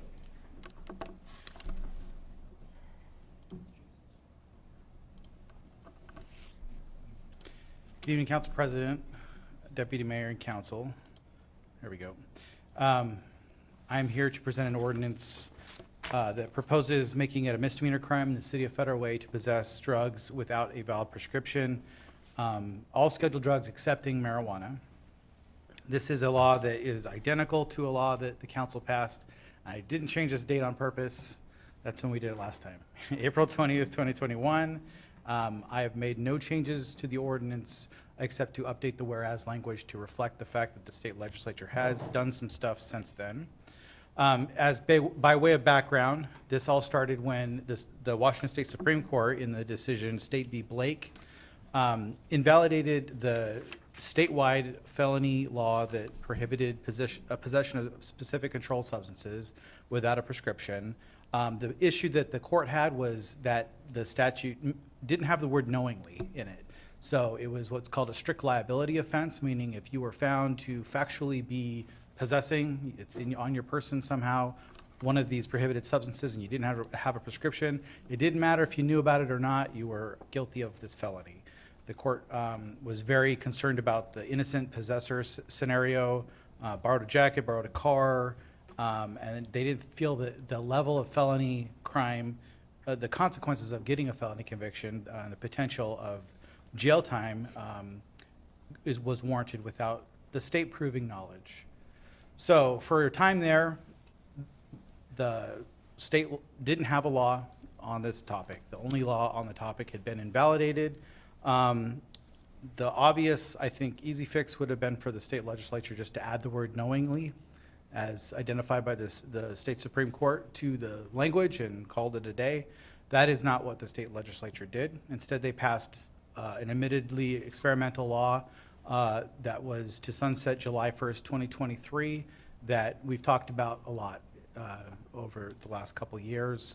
Our police department has found it very unsatisfactory. It requires a warning before you can arrest for drug possession, several warnings, and then you have to show that you've referred people to treatment, and then after all that, it's a misdemeanor crime. It's been very hard to enforce. That law sunsets July 1st, 2023, and as we are all aware, the current state legislature is closed session, and they did not pass a law to replace this. So this experiment goes away as of July 1st, and there'll be nothing to replace it, meaning the law will revert back to that unconstitutional law that the courts have already struck down. So it's my opinion and the opinion of most, I think, attorneys that work in municipal law that there is no preemption at this point. The state has failed to act, and that cities are free to fill this gap. So the proposed change here, which the city has already passed once, and then we rescinded it when the state a few months later passed a law that preempted it, is to add the word knowingly to the existing state statute. So it would read, it is unlawful, well, this isn't a direct quote, I'm sorry, but it would make it unlawful for a person to knowingly possess a controlled substance other than marijuana unless that substance was obtained directly from or in accordance with a valid prescription. That's pretty close to, I think that is, it might be a different tense, but that's the language that's in the ordinance. It would be a violation of this would be a gross misdemeanor. Enforcement of this would be the city's responsibility. So the county will not investigate or enforce this law. It will be Federal Way PD and city prosecutors in municipal court that would have to enforce this. As I said, this language is identical to the law that was struck down by the Supreme Court, but it fixes the problem identified, which is adding the word knowingly, which is the mens rea or the knowledge requirement. So this is just a recap. I think it's obvious, but I would like to point out that any future action by the legislature on this topic is highly likely, I would say almost assuredly, going to preempt this law again. But as of right now, it's unclear when that action will happen. I don't think it's likely in the long run that the state will allow cities to just have the current state of affairs is basically the law is going to depend on where you're standing in Washington State. And that's probably not something tenable. That's not something I would accept if I was in charge of the state. So I do expect at some point that they're going to get their act together and pass a law. But politically, that might not happen for a while. So in the meantime, the mayor strongly recommends that we do not allow there to be a gap in enforcement ability in the city, and that we pass the proposed ordinance that will make it a misdemeanor as of July 1st in the city, a gross misdemeanor in the city of Federal Way to possess scheduled substances other than marijuana without a prescription. I'm happy to answer any questions that you may have. Council, well, let's start with Councilmember Cepheus. Yeah, thank you.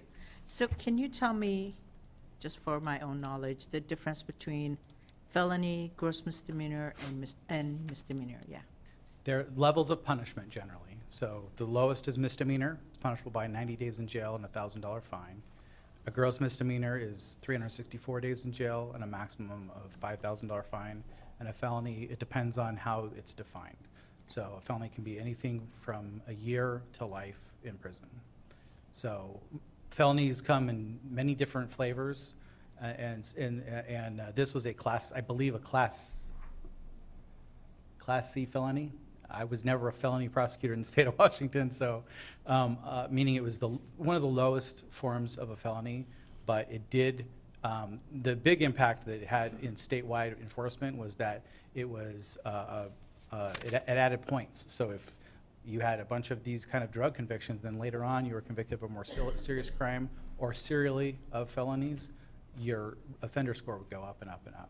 So the states had to go back and address all of those after this decision. So what are the examples like between those three levels? that would be it. So misdemeanor is the most minor crimes that you can think of. Littering over a cubic square yard, some traffic offenses, reckless driving can be one. Gross misdemeanor or more serious misdemeanors, DUI, assault, shoplifting, things like that. And felonies are crimes, major crimes. Okay, thank you. Deputy Mayor? Thank you. So I think it's really important that as a council or council members that we either send a letter to our state legislators, our three that represent the 30th, or meet with them individually to let them know what we would like them to do when they go back to Olympia, because we know that they'll be going back. We know that there'll be a special session, and we know that once we vote for this, it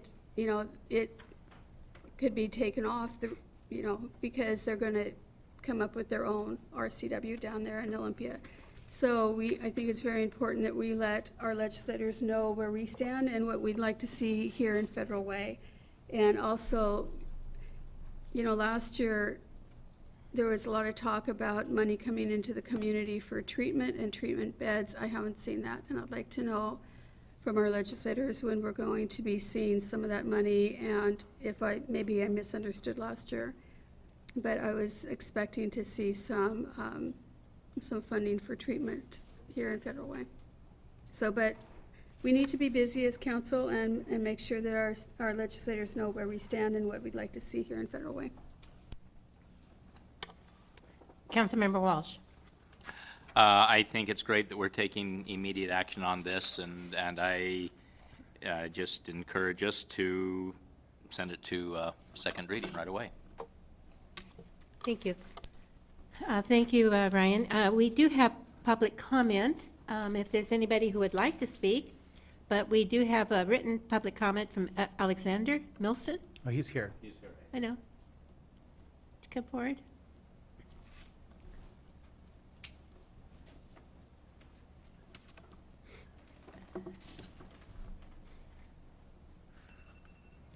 Hello, my name is Alex Milston. I'm a resident of Federal Way and have been so for 17 years, as long as I've been alive. And drug addiction is definitely a very major issue in our city. I cycle around the city a lot, so I see it firsthand oftentimes.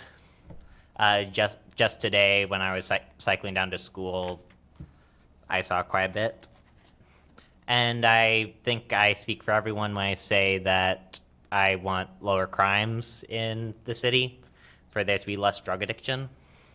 However, I don't feel like this ordinance does that very well. I feel like rather than going to the root of the issue, rather than battling addiction, it just continues the old model, the revolving door model, where people go in prison, they come out, they go back in. Because unfortunately our jails aren't very well suited for rehabilitation. Oftentimes, not always, people have different experiences, but oftentimes it can even make it worse and lead sometimes to even more serious crimes being committed. Instead of this ordinance, I believe a better solution would be looking into models which address the root of the issue, which address addiction. A good place we could look at is Portugal, for example. Rather than sending people to jail for drug possession, instead they send them to a dissuasion commission made up of a psychiatrist, a social worker, and a legal expert. And the three of them figure out the extent of the addiction and what the best solution would be. Usually it's a referral to rehabilitation. And oftentimes when people in Portugal are referred, they often end up going, which has led to significantly reduced overdose deaths in Portugal. I believe that by looking at a better model, we can really address this issue and make Federal Way a better place and a safer place for all of us. Thank you. Thank you, Alex. Ken Blevins.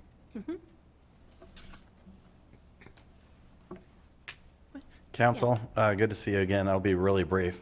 Good job, Alex. Awesome. But I do think that this is being a misdemeanor. We're not putting people in prison. What it does do is get people to be picked up by police officers that are there to actually help them out and get them services. So when they go to jail, I know one of our biggest success stories in Federal Way was homeless for 10 years or whatever it was out in the woods. And what saved him was going to jail. And then his family finally, and actually being there for him, coming out and having the support. And so not everybody has family. 85% of the people in King County that are homelessly addicted to drugs that made their way here and are out taking advantage of all this housing and aren't getting help actually, besides actually having a home. They were fine in the woods when it came to housing. They figured that out. People don't die from exposure. So they die of addiction. They die of drug overdose and so on. And so the numbers that these people had up here really were quite ridiculous. I asked them if they had been out in the woods or to see the homeless, and they said yes. But I mean, if you go out to any of these homeless, they're mentally ill or on drugs. I've asked them. they'll, oh, no, I'm not on anything. And then if you talk to them for a few more minutes, they tell you their whole life story about how they're on drugs and what kind of drugs they're on and so on. And so obviously, I don't know who's asking these questions, but they're not asking enough, or they're not actually speaking to them long enough. So I encourage them. They did a lot of work, obviously, and I thought that was awesome. But I don't think that these people have the experience to be able to put this forth. And I think the people that do have the experience might actually be more for harm reduction and needles and all these other stuff that have gotten us into this problem.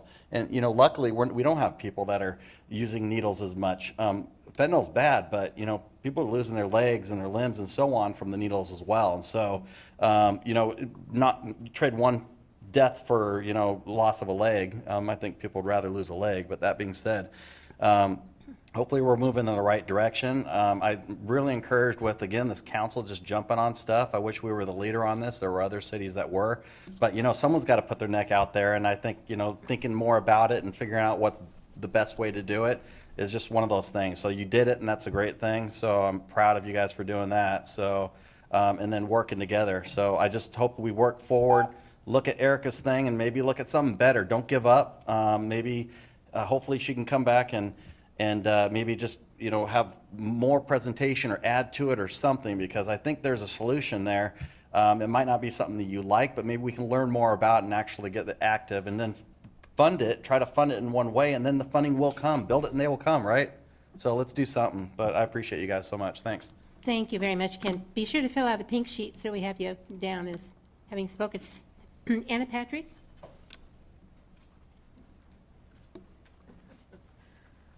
Hi.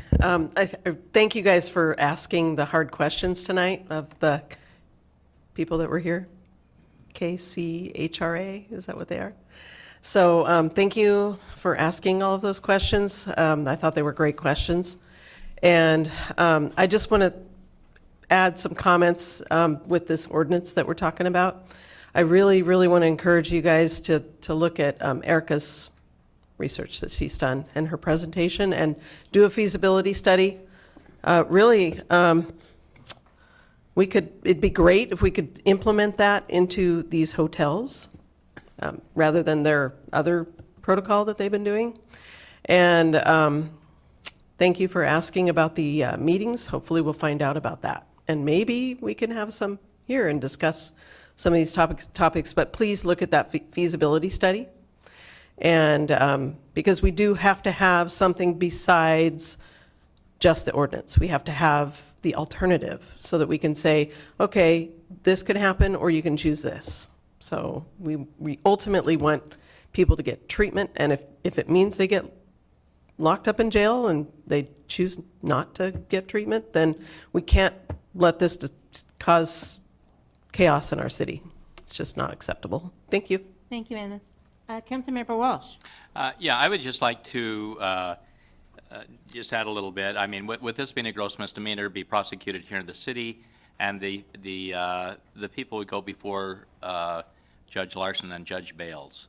And I can think of no better people to be able to make wise decisions on how to truly help people. And with that said, this next week with the Parks, Human Services and Public Safety Committee meeting a week from tonight, Judge Larson will be making a presentation on the sequential intercept model. And so that could help tie into this as well, and to help create some possible solutions. We need to be looking at different things. So. Sure, he's going to talk about therapeutics. And so he's going to go to the Parks Committee first, and then he'll come to the council and talk about what his intention is with people who will be coming through his court. So. All right. End of public comment. Nobody else? Do you want to see if Erica has anything to say? I should have her hand up. Hi, Erica. Hi, I don't have anything to say. Thank you. Thank you. Stephanie, would you read the ordinance? Yep, Council Bill, excuse me, Council Bill 847, ordinance relating to misdemeanor possession of controlled substances, adding new section 6.1.130 to chapter 6.10 Federal Revised Code. An ordinance of the City of Federal Way, Washington relating to misdemeanor possession of controlled substances, adding new section 610130 to Chapter 610 Federal Revised Code. Thank you. Is there a motion? I move to forward the proposed ordinance to the May 16th, 2023 council meeting for the second reading and enactment. I second it. All right, it's been moved by Deputy Mayor Honda and seconded by Councilmember Walsh. All in favor? Aye. Motion carries. Oh, aye. So that brings us to the end of the meeting. Thank you all for being here, for putting up with me this evening. Thank you, and be sure to watch E.M. Tony. Take care. All right. All right.